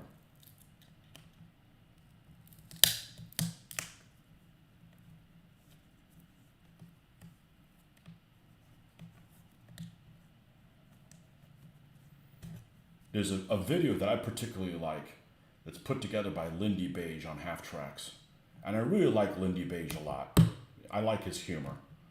And he's really easy to understand for those of us that are not native speakers of the English language. Americans. And he does one on a half track, and it's called like 251 Workhorse of the Wehrmacht or something like that. And it's actually a really cool video because he'll snap in with like pictures of the models that he used to build. Working your way through the Russo-Finnish War skirmish campaigns, Winter War book, seeing which figures I already have in my collection. Okay, I don't have that one. Here's the problem with Finland. They don't really have any, until later on, they don't have any intrinsic vehicles of their own. So it's all captured Soviet stuff. And I'm not a fan of captured vehicles, especially if they're left in their original base color. And the Finns just don't look, you could probably use the German mountain troops for the Finns in a snap, Could probably use them in a pinch. In a snap, in a pinch. Yeah, in both. I don't have the Norway one. And I'm going to do more of those reviews, videos, or whatever. I got like 6 more to do. I've got my least favorite one that I have is the Normandy First Hours. I don't like that one at all. It just, I don't like stuff that involves like a beach landing. It's just a little too specific. I got that one. I've got the 3 Russian ones that are early war, which is Drive on Minsk, into the Ukraine, and whatever the third one is. I've got those 3. I had those 3 for a long time. All 3 of those are good. They're all the same but different. Drive on Minsk into Ukraine and something Road to Leningrad or something like that. That's what the 3 is.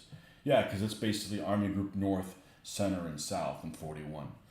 I have Heroes of Normandy and Panzer-Lehr. That's a particularly good one. And Monty's Epsom. I got that one as well. And that may be it, other than the 2 that I've already done. I don't have any of the French ones. I don't have the Norway one.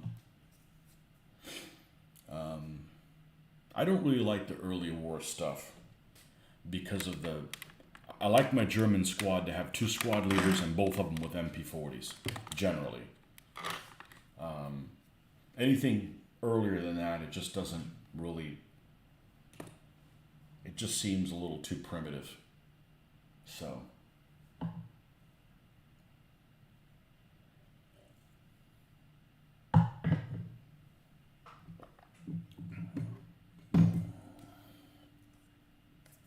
Mr. Ben. Good morning. God, it's time for tea or something for you guys.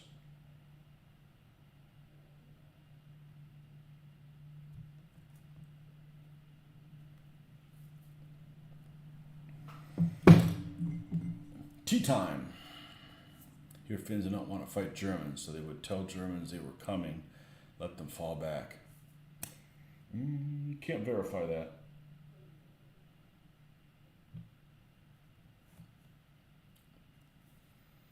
I really haven't messed around with Finns at all.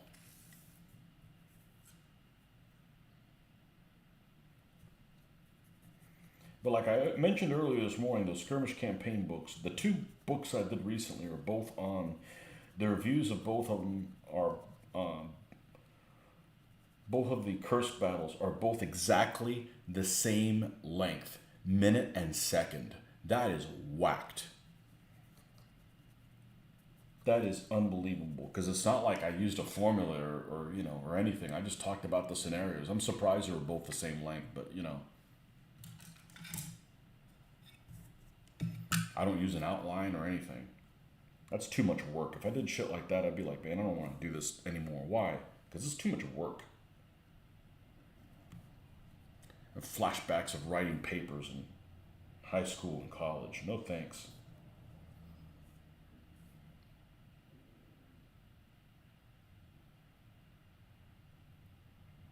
And you find out what the reasoning is behind the Finns using the swastika as well.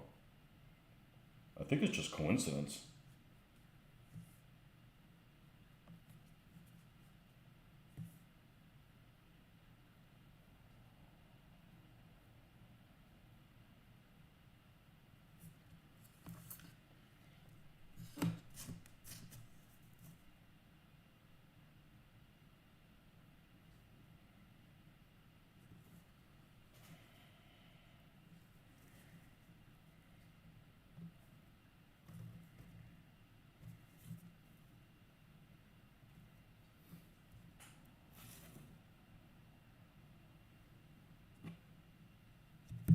You know, if the Soviets wouldn't have invaded Finland, they might have gotten their ass. They might have gotten their ass beat by the Germans even more. Because there's some changes that they made because of that. You know, of that war not going according to plan. They thought the Finns were going to be a pushover, and they weren't.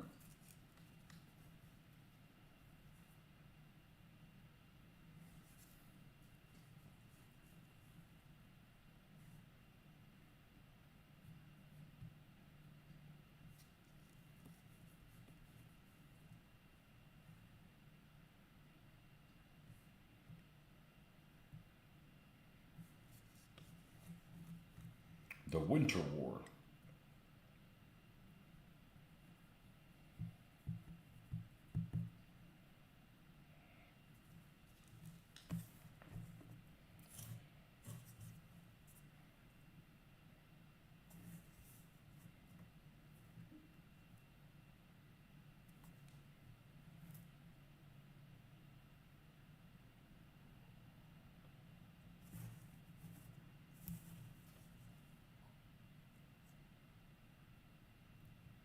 Okay, we'll need to add some extra goop around the bottom there.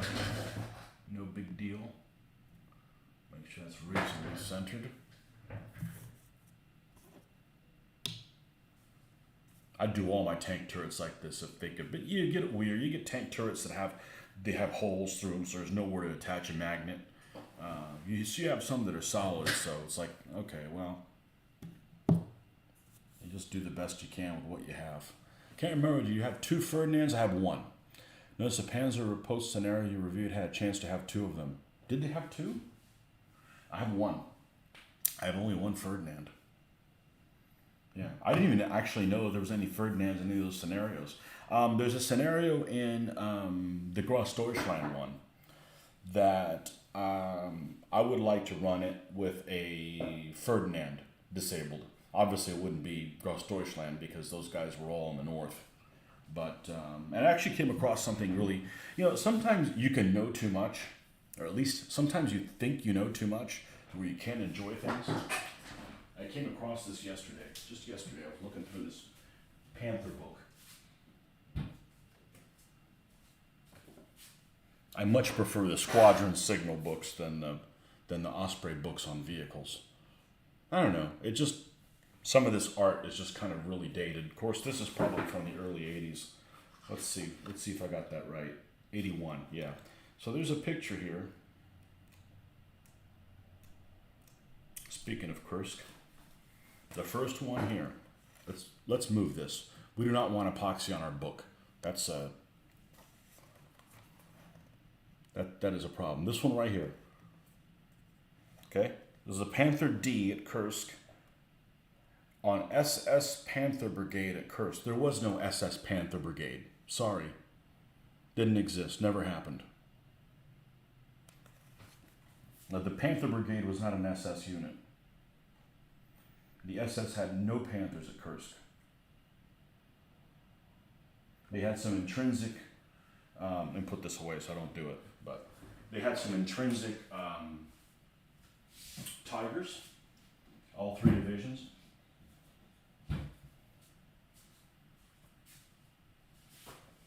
They had a company of Tigers, but so did the 3 divisions that were just regular army that were to the right of them. But that's because the 503rd donated their 3 companies to the 3 divisions that are over there. I forget what they are. I'm going to say it's like the 6th, the 7th, and the 3rd. I could be wrong. But the ones that were to the right of the SS Panzer Corps in the south.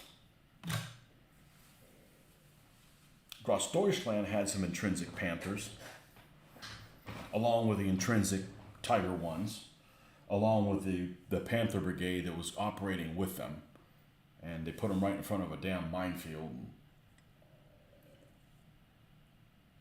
But they had just gotten Panthers. Like the crews were... I disagree with the crews being this super training level. I mean, they might have been good crews, but they just didn't have any experience on the Panthers yet. So one of the best things they could have done is just use them as pillboxes that moved, because They were prone to break down, transmission, catch fire, all kinds of stuff. But anyhow, so Paulette is done. Those guys are drying. Let's get another partisan person going. Let's see who we're going to do here. So far, these have all been Drew's Militia / I guess at this time they were called Battlefield Miniatures.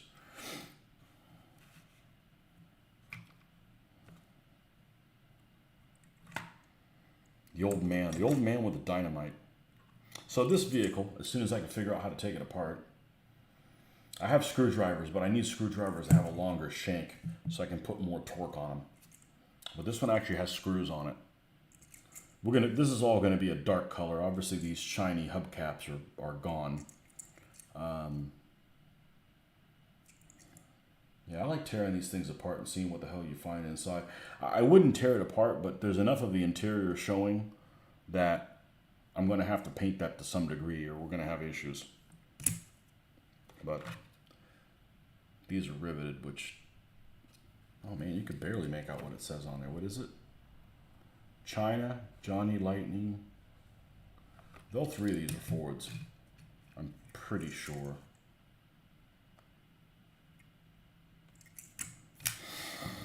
Anywho, who we got?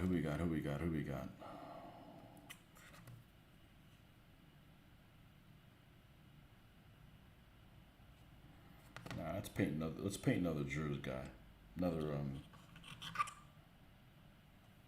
This guy's cool. We're gonna put a little tricolor flag on him.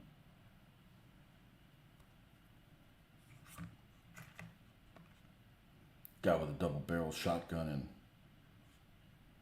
boots. He's got a vest on. Those faces aren't as good. The Battlefield Miniatures faces are a lot better.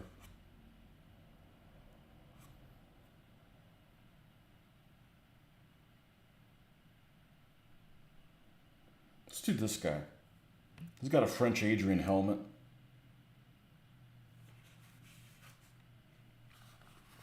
So we'll paint the helmet the real color. Oh, we don't need these guys out right here.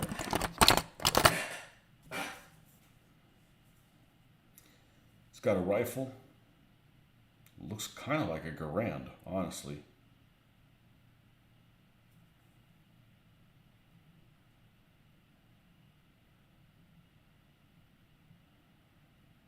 We're going to paint his jacket like it's a French military jacket. We'll do that. Pants, we'll do some kind of civilian pants. Okay. Let's bring the wet palette back out here.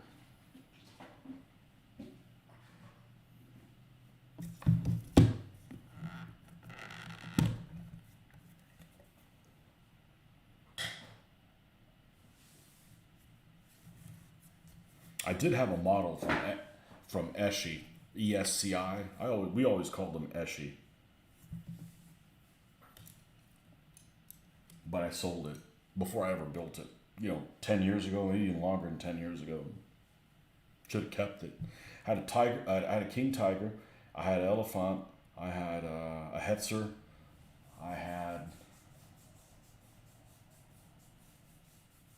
And those are ones I just never touched. Maybe it didn't have an elephant. I may not have had one. I definitely had a Hetzer. I wish I hadn't sold it. Oh well. Only reason I sold those is they were untouched. I hadn't started building parts of them. So nobody wants to buy a half-built kit, We've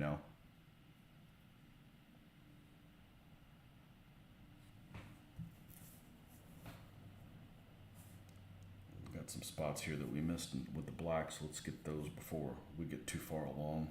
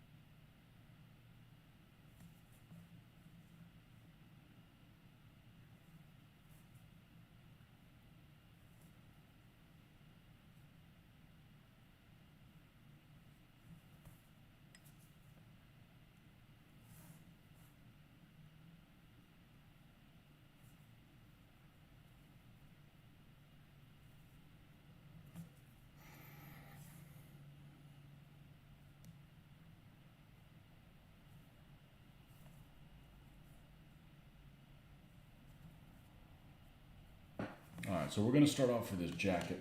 You know what color that's going to be? That's let's grab this olive drab.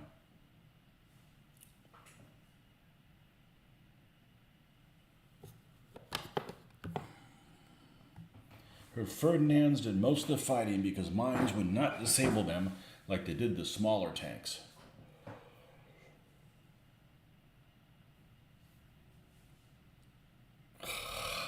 Well, they were only in the north. In the North Pincer, there was one Tiger Tank Battalion independent, and the 2 battalions of Ferdinands. And I forget, some of them ended up having planks that were put on the back, so some Panzer Grenadiers could ride with them because they had no point defenses. You basically have a 88 L71 cannon, and that's it.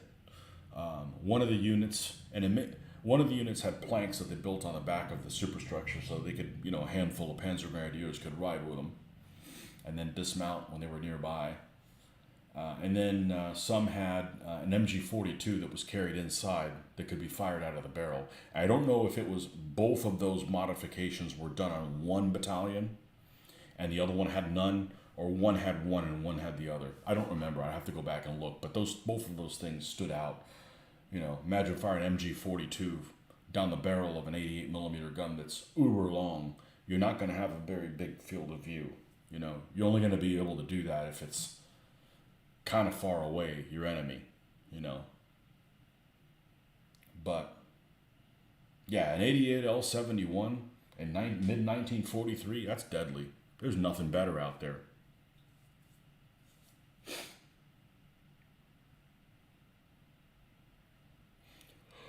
Those got used in the battle around Poniri.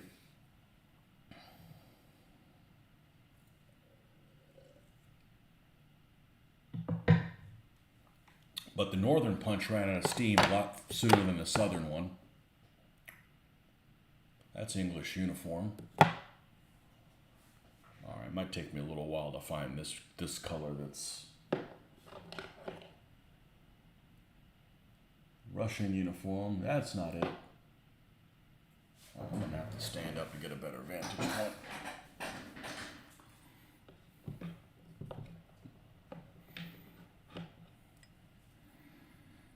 They only made one vehicle of the Porsche Tigers. They only completed one vehicle of the Porsche Tigers that the bottom of the hull of the Ferdinand and Elephant was. And it was like a command tank for one. It didn't serve at Kursk, I don't think. I think it went to Italy. And it's not a very attractive vehicle.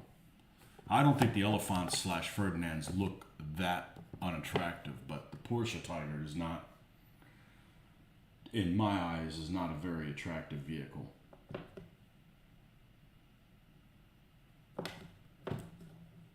Okay, let me make sure I don't have it laying around here because it looks awfully suspect. Nope. This is the old olive drab that's no longer made. Is it this one? There it is. It's called Brown Violet. Gotta go on the grocery run. Okay. Heard Ferdinand gunner's not good at shooting the guys with Molotovs with the main gun. Yeah, you can get too close. Just imagine you have a terrible field of view. At the end of this long barrel, you're not going to be able to do that.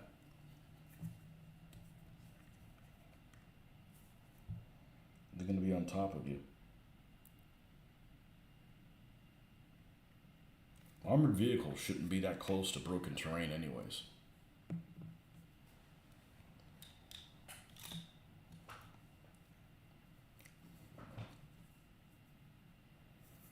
All right. Oh, we got to give this guy a name.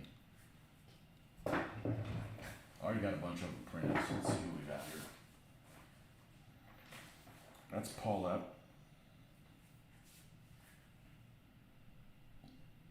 We already have an Andre guy picked out.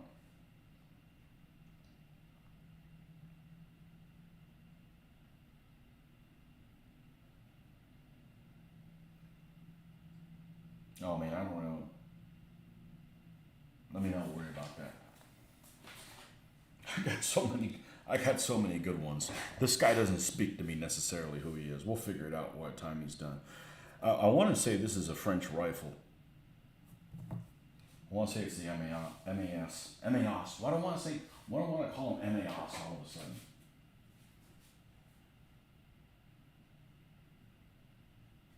MAS. It's stupid. What an os.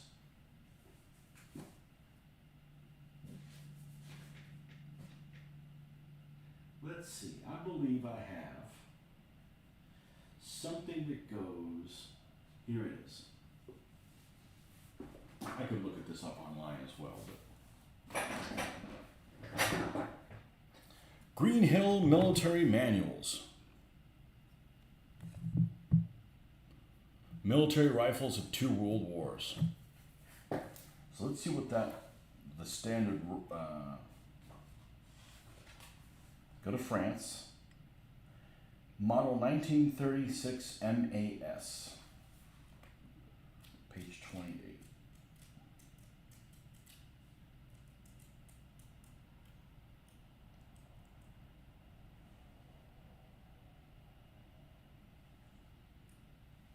Well, that's the wrong page. Oh, because the page numbers, look at this. The page number is not in front of it, it's behind it. So it's actually 50. It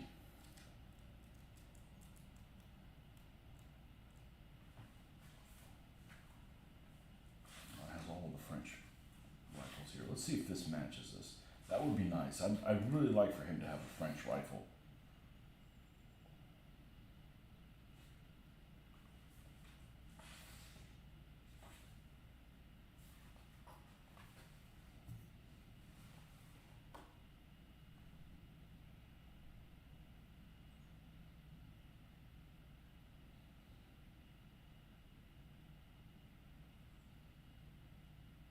It looks like a Garand to me. It could pass as this.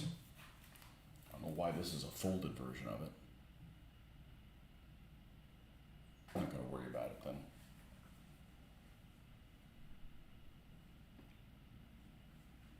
I actually don't know anything about this thing.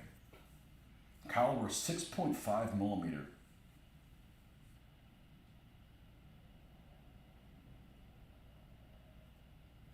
7.5 millimeter by 54 millimeter rimless.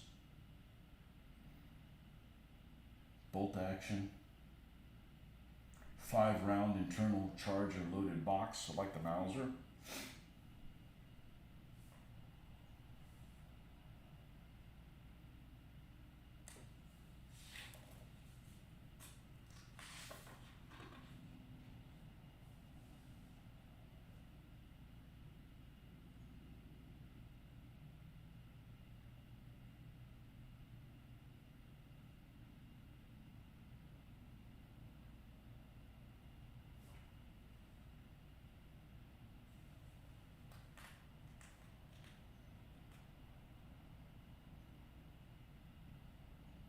First deliveries were made in 1937, but very few MAS-36 rifles had reached the Army when the Germans invaded France in 1940.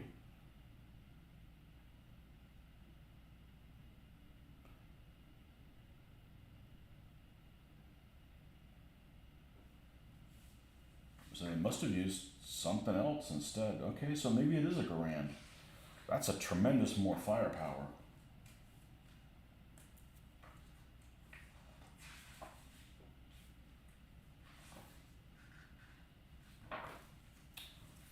Because it has a very distinct thing of the Garand on it. I'm just going to flip here and find it. It has these little ears that are on the back.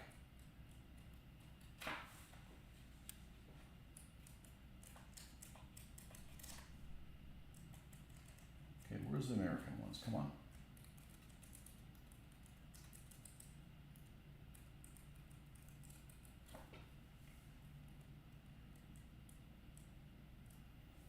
This is Soviet stuff. Here's M1 Garand. Yeah, these little, I'm going to call them these little ears. which is where the back sight is very unique to the Garand. And this one seems to have it. Plus it has the spacing there. Let's see, let me find the camera. Space there between the, well, let's wake up this camera, there we go. Let's zoom in, there we go. Now let's bring this down to where he is. Okay. And I don't know if you can make that out, but look at how much space. Let me put some of my thumb behind it so you can see it. Basically, the front sight has quite a bit of metal behind it before you actually get to the wooden part of the rifle. Just the same way the Garand is.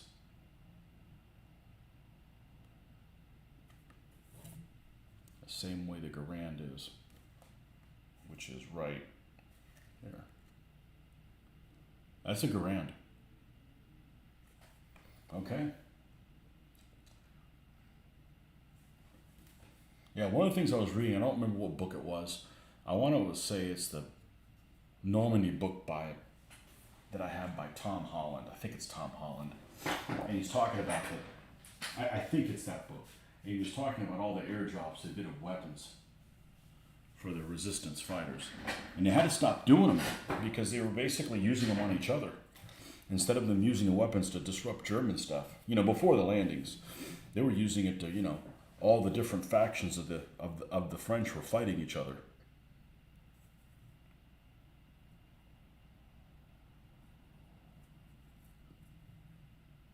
Yeah, okay.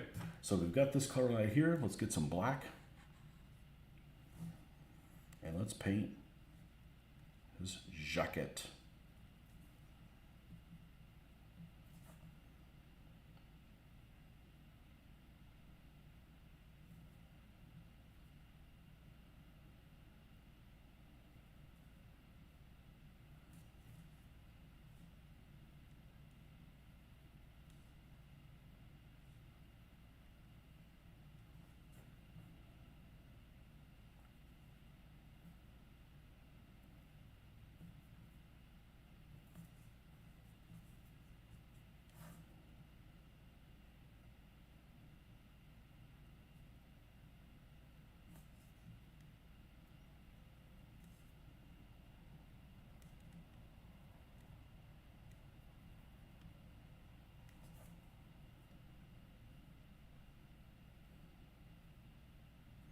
Grocery run. Yeah, you got to go on those grocery runs. They're probably early.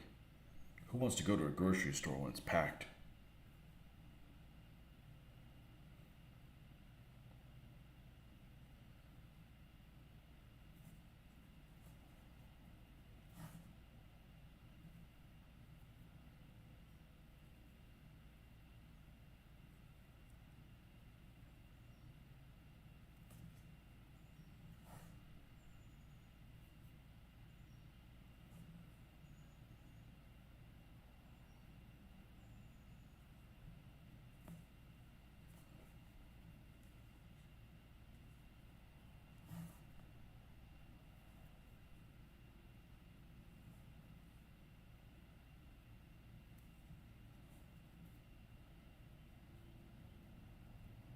And there's still some good deals to be had on eBay and things like that for, the scale that I do is not really popular.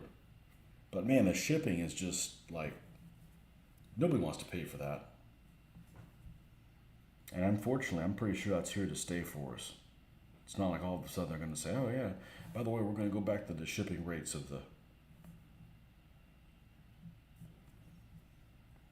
around 2015. I'm going to bet that's here to stay. Which that reminds me of something. Let me check on one thing.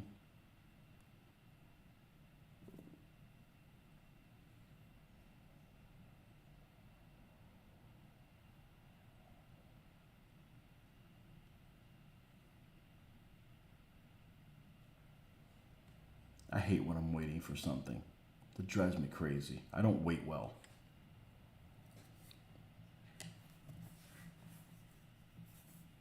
waiting on getting a quote on that stuff that I don't need anymore. With my luck, it's probably the person that does those quotes is on vacation or something. That's why I haven't heard back from him. And you still don't have a Hetzer. Cute little vehicle.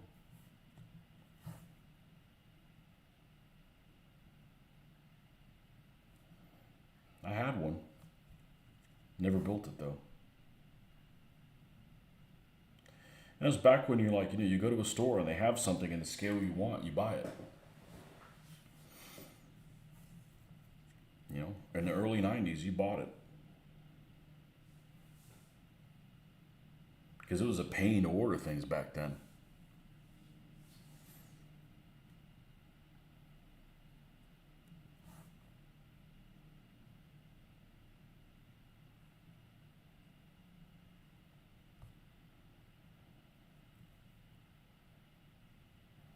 I had a lot of fun playing the Hetzer in World of Tanks. That thing's got quite a bit of armor on the front.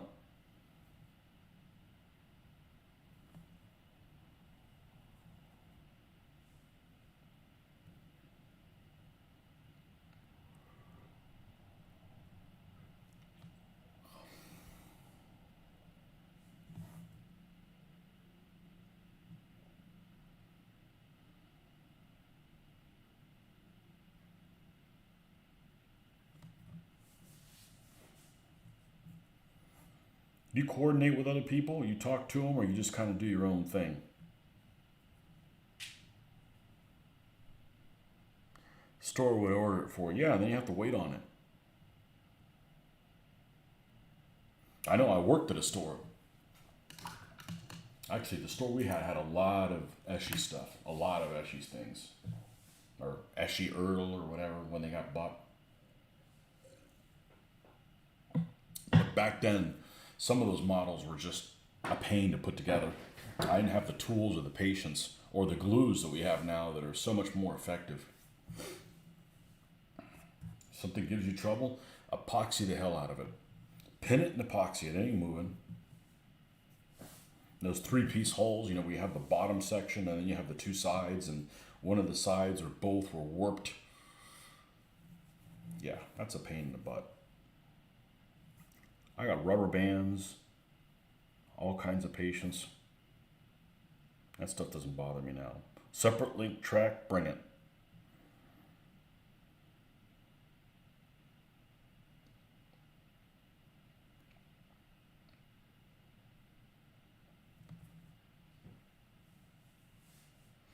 You have your most kills in battle in my Hetzer. I believe it.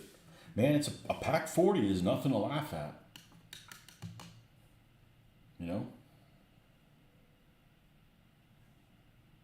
It's funny, you play those early battles with early vehicles and somebody runs into, one of the nastiest things you can encounter is like a KV-1.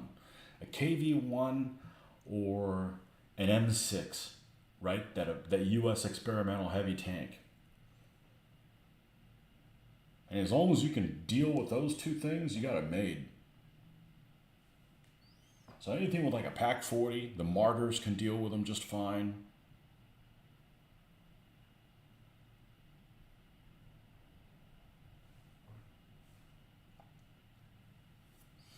I never cared for the light tanks in that game, except the A20. I like the A20. And it looks good too. That's a good looking vehicle.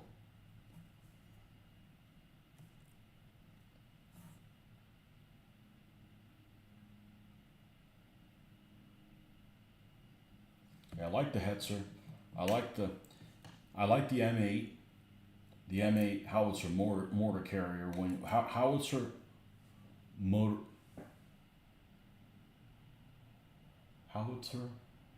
carrier. Yeah, with a short 75. But then you put a better gun in it. I think you put a 76 on it. That's pretty decent. Doesn't have a whole lot of armor. Had a lot of fun with the Hellcat. The Hellcat's great because you can get up and go. So you can get to the spot where you want to do an ambush before they even know you're there. Switzerland used them in the 60s. Okay, cool. I think it's a good looking vehicle. I wouldn't want to be inside of one. A bit claustrophobic. A lot of blind spots.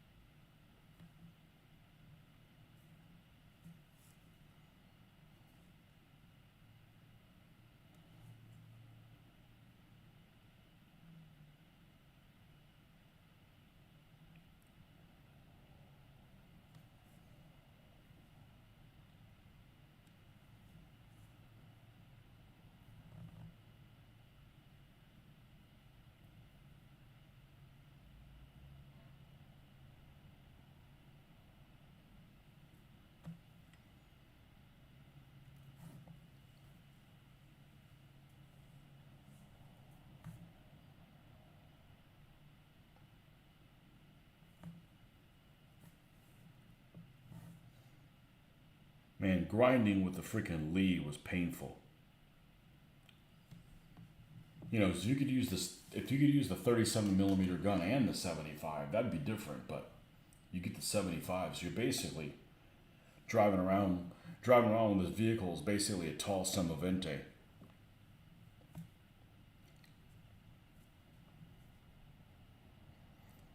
So you get a Sherman.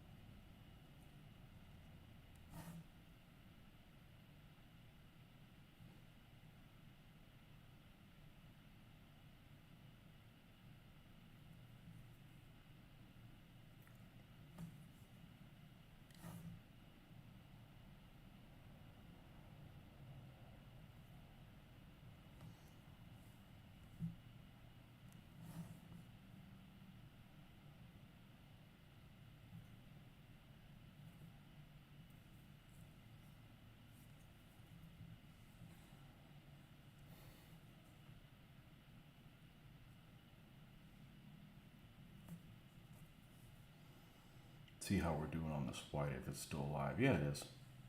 Okay, good.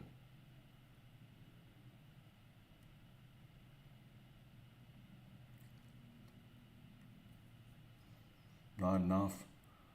Time to hit the hay. Man, you haven't gone to sleep the whole... Been up all night, not asleep. All right, man, you certainly need it then.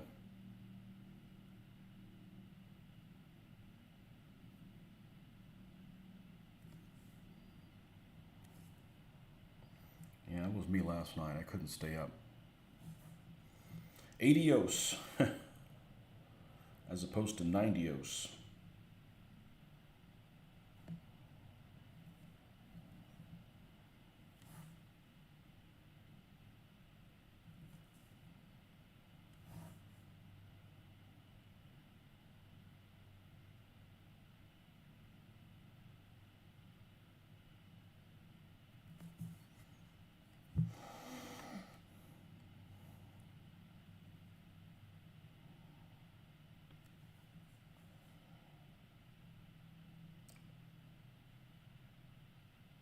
Yeah, I had trouble staying up last night. I'm just tired. When it comes to Friday, I'm just tired already.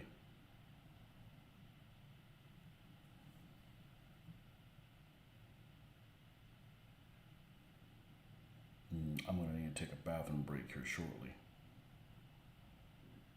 We'll do it right now. I'm going to put my marker here to remind me to turn my microphone back on. I'll be right back in a few.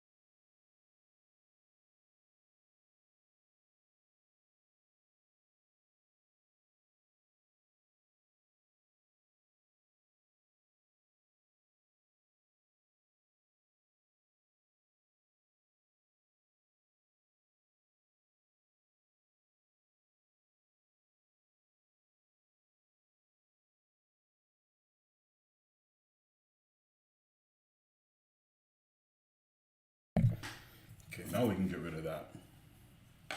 Now we turn the microphone on.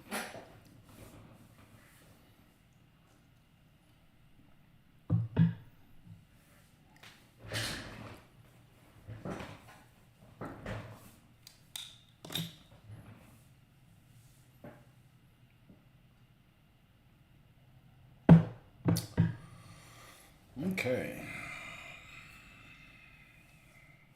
Tinker with this a little bit more, but it's about done.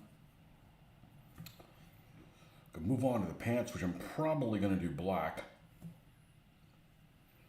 Black pants seem to be fairly common. Dark blue also. I don't want him to be uniform pants. He's not like, regulation uniform or anything. He just had a tunic stashed somewhere.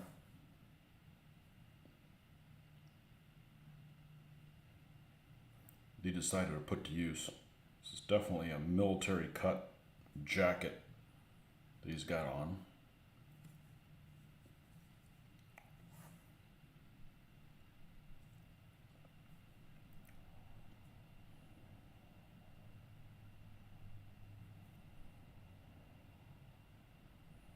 So these guys pretty much are not going to have great experience, but they've got good weapons. I mean, they're not going to be, dumbasses or anything, but Germans are fighting are kind of second tier, anyways.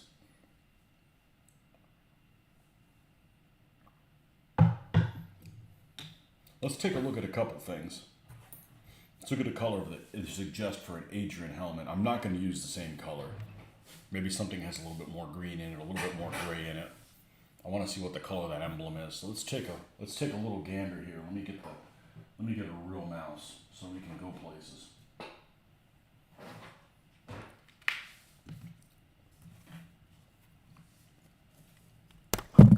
Let's move that off to the side here. All right. Let's bring this up and we're going to go to, what's the website you guys recommended to me? Actually, I should just do it like this. World War II French soldiers 28 millimeter. And I'll know when I see it. Nope, not that one. Not that one.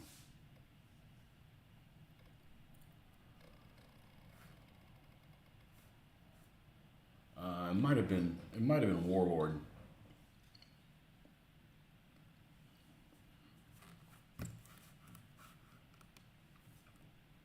They actually don't have to tell me exactly what colors. I just want to see some of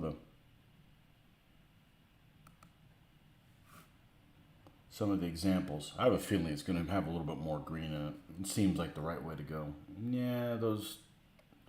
Oh, it looks like the emblem doesn't have any color in it. It's just the.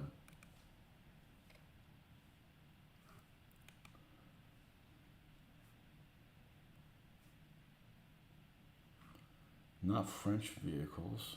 France?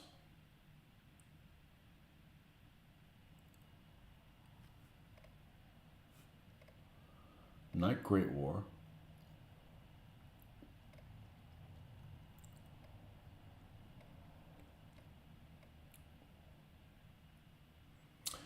Yeah, it definitely has some green to it. That's actually going to look nice. Dude, give me a squad here.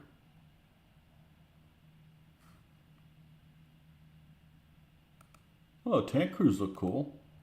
Not as cool as the British ones.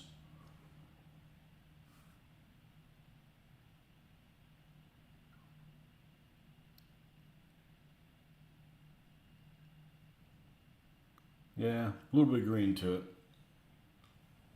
Okay.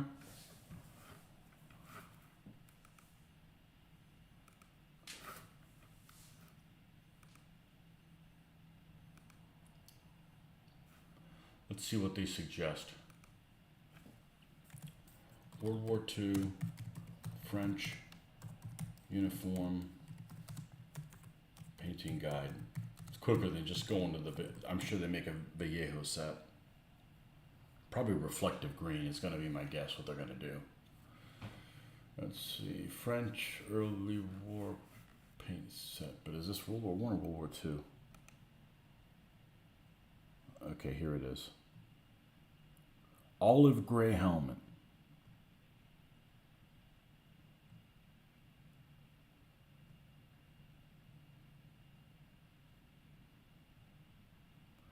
Olive gray 888. Okay, well we can use that as it's going to change in color anyways. Oh, here's a Farnworth color. I thought I downloaded this. Let's see what they say on here. Helmet. Dark green, Russian green, bronze green, C notes. Where's the name? This is the Crusader site here. That's a shame that emblem they have on their helmet is not a different color. It's just going to get lost. Start of the war, the French army wore a distinctive uniform Adrian helmet, gray coat with a button back triangles. Okay. There have been several debates about the color of French early war uniforms. Some say they were khaki green, others say they were khaki brown. As I prepared the guide, I consulted several uniform books. All the uniform books show helmet, uniform, and luggage in matching khaki green.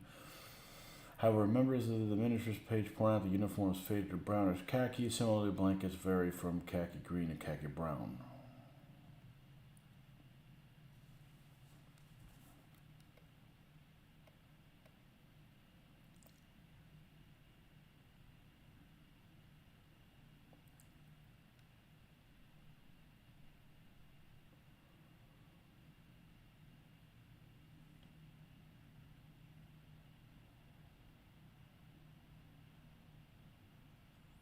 Find the miniatures look better with a stronger green. I agree. So I recommended Russian green or bronze green. Other painting guides recommend olive gray. Okay, all right, so cool. So let's write those notes down so we don't have to find them again. Hopefully I got another guy with a helmet. I'm pretty sure we'll paint one in one color and one in the other. We'll see what you like. I ended up blending it, so it's not like I'm using the color straight or anything. Okay, so we're going to look at bronze green.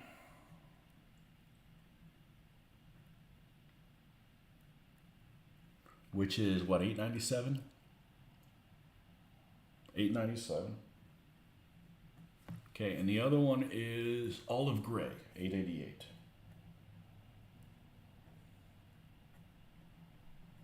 All right, let's pull both of those colors. That's just what I needed to know. I just like to look at that stuff before I make a decision instead of like, oh, I'm happy with this, but had I known this other thing, I might have gone with them. Let me see if I got another guy with a helmet. Another French guy with a helmet. Another French resistance fighter that has a helmet on. It may be the only one that has that. No, I've got one other guy. It's kind of like an officer. Okay, cool. So we're going to do one in one color and one in the other. Excellent. Done. Done. Excellent. All right, let's pull both of these colors. These are colors I have not used much at all. Let's tilt this so I can get in here where the colors are.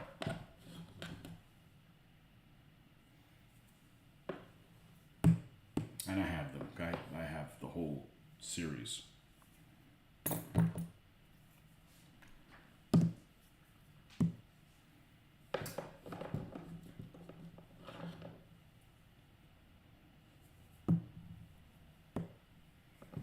I have all my greens in one place.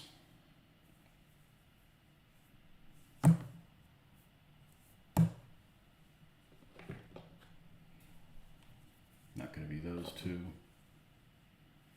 Gunship green, no. It's not going to be any of those. Those are very bright. So let's just put these back. Both of these colors are down here in the next section. I don't have them organized by color, by number. That's a little too anal retentive. They're not really in a place where I can stack them that way. All right, let's see here. What we got here? Olive gray. Here's 888. Okay, that's one of them. Russian green. We're saving that for the Russian tanks. Military green. U.S. olive drab. Put that one up there. That's an older color. Be useful for something else. German camouflage. No. Looking for bronze green, which I suspect is going to be really similar in color. Yellow olive. Bronze green. Which should be the color of some late war British tanks. Whether it is or not, that's what it should be called. That's what I know bronze green as. Alright.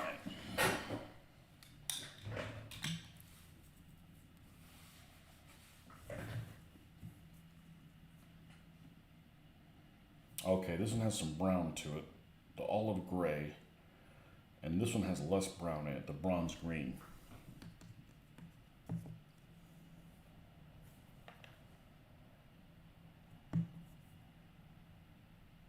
I'm going to do it in the bronze green. I'll keep this up here handy.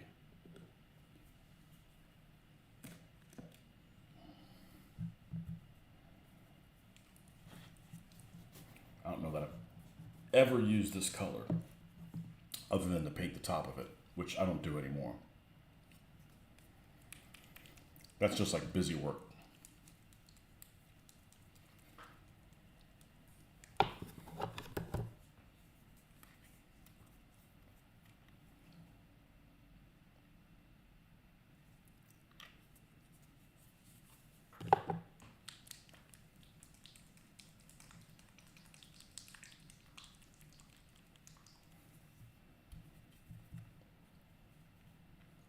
have a feeling this is going to be really watery.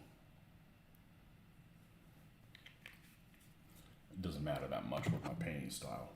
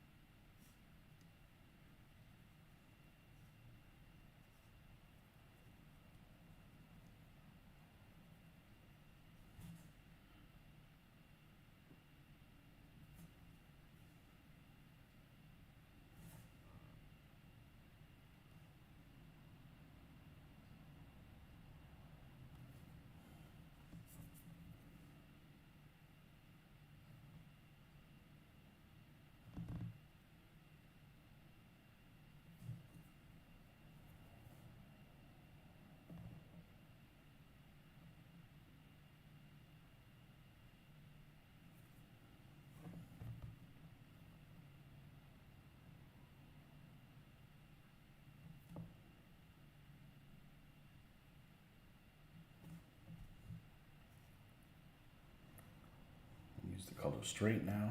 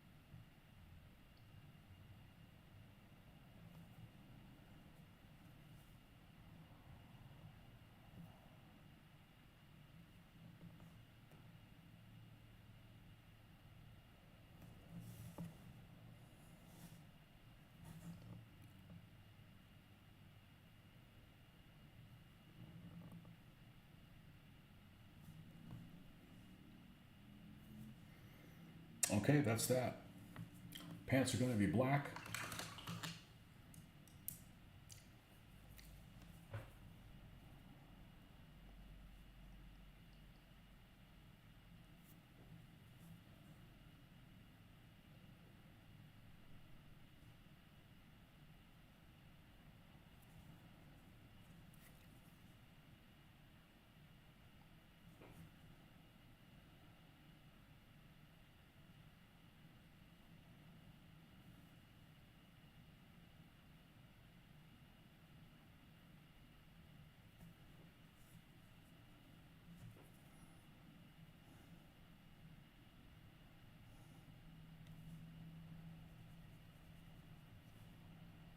Instead of adding white, we're going to add a little bit of this yellow.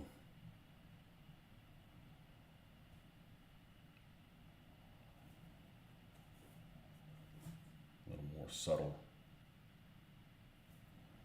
highlighting on there. Then we'll add a little bit of white to it after that.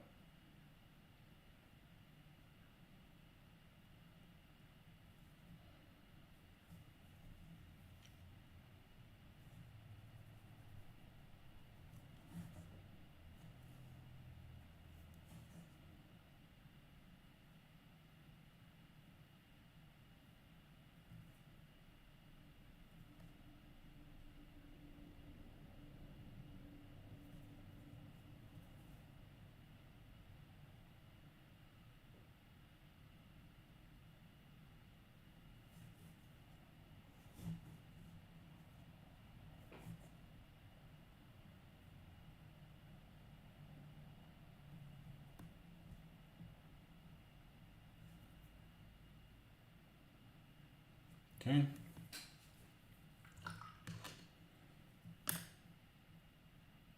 Let's paint the face next.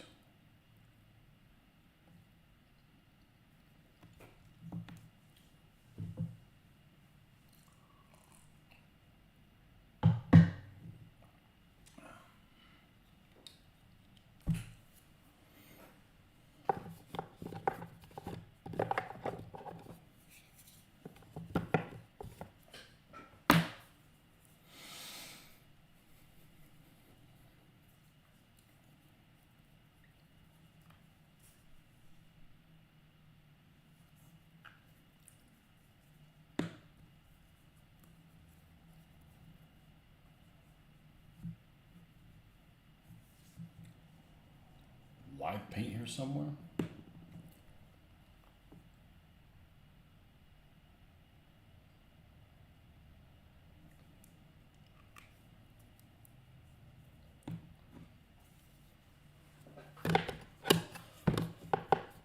If you guys just joined us, we're painting some French partisans, some maquis from Battlefield Miniatures. These figures have been out of production for, actually I don't know when they stopped making them, but they don't make them anymore. I got mine about over 20 years ago. Okay, where's the new white that I had here? Don't tell me I put it over here. Nope.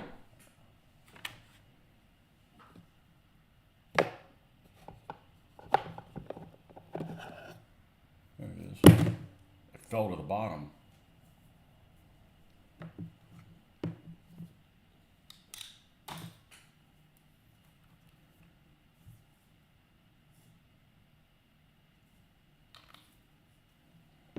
All right.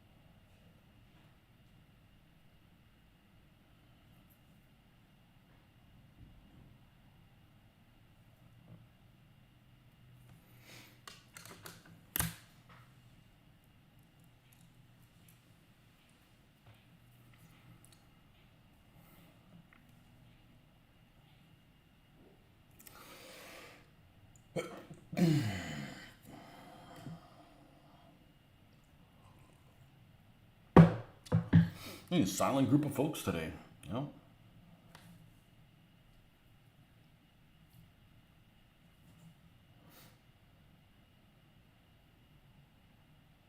It happens. Let's get a new droplet of this Flow Aid brush moistener. What I use it for.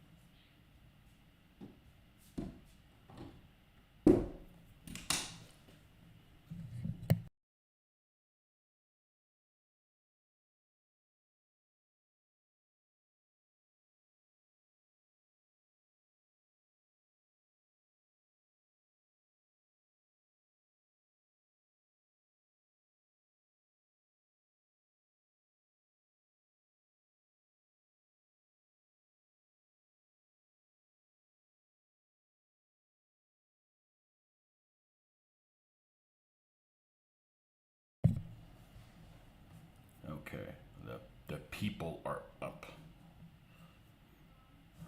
The girls are up. We'll see. They're trying to figure out if we're going to go out for breakfast. Man, it sounds freaking great to me.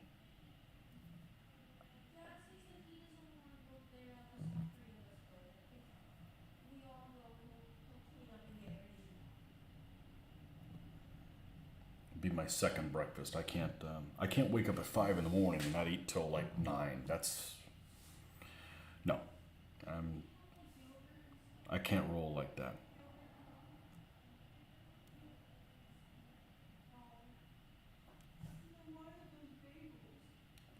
If I only had one of these guys with a helmet, perfect name for him would be Adrian.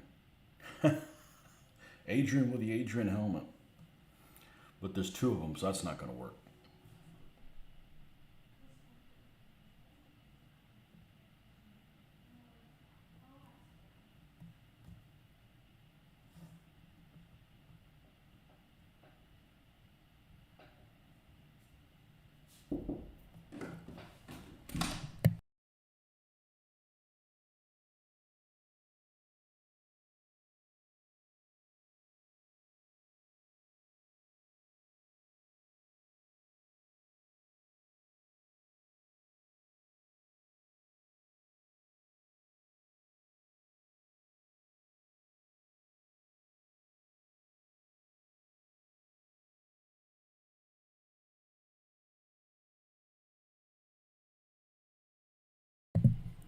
All right, we got about another 5 minutes, and then we'll go ahead and shut this feed off for this morning.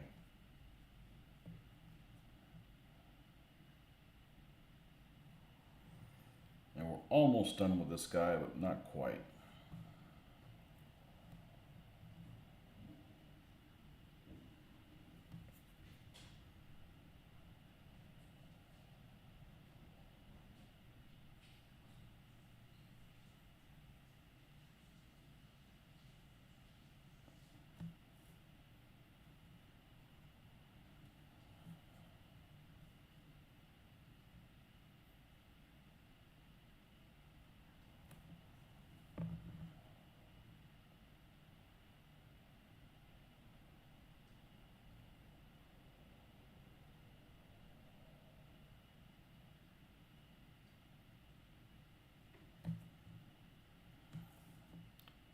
See if we can get done with his face at least.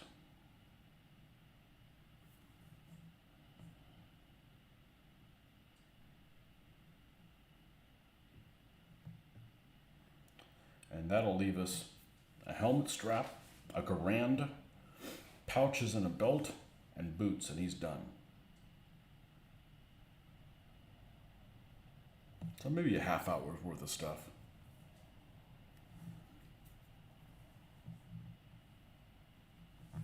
And this will be the 6th and 7th resistance fighter.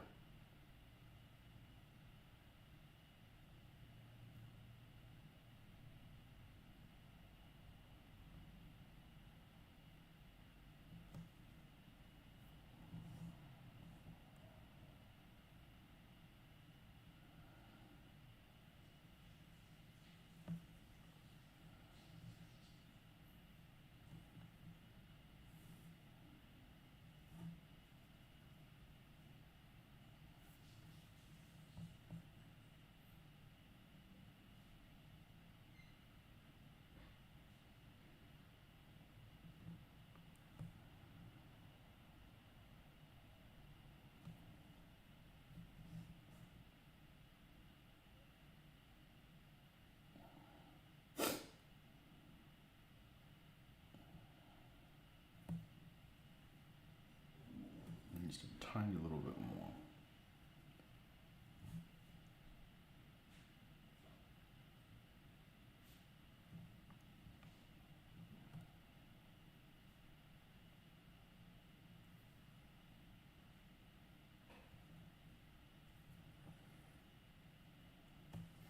Okay. Oh, and we have to do the tricolor armband, of course. That's the big tie-in. And the black pants turned out well. Okay. So that's it for this morning. Been on here a couple hours. How many? 3? 2, 3, something like that. Almost 3 hours. But we should be back on tomorrow morning for sure. And we'll catch you guys next time. Enjoy your Saturday.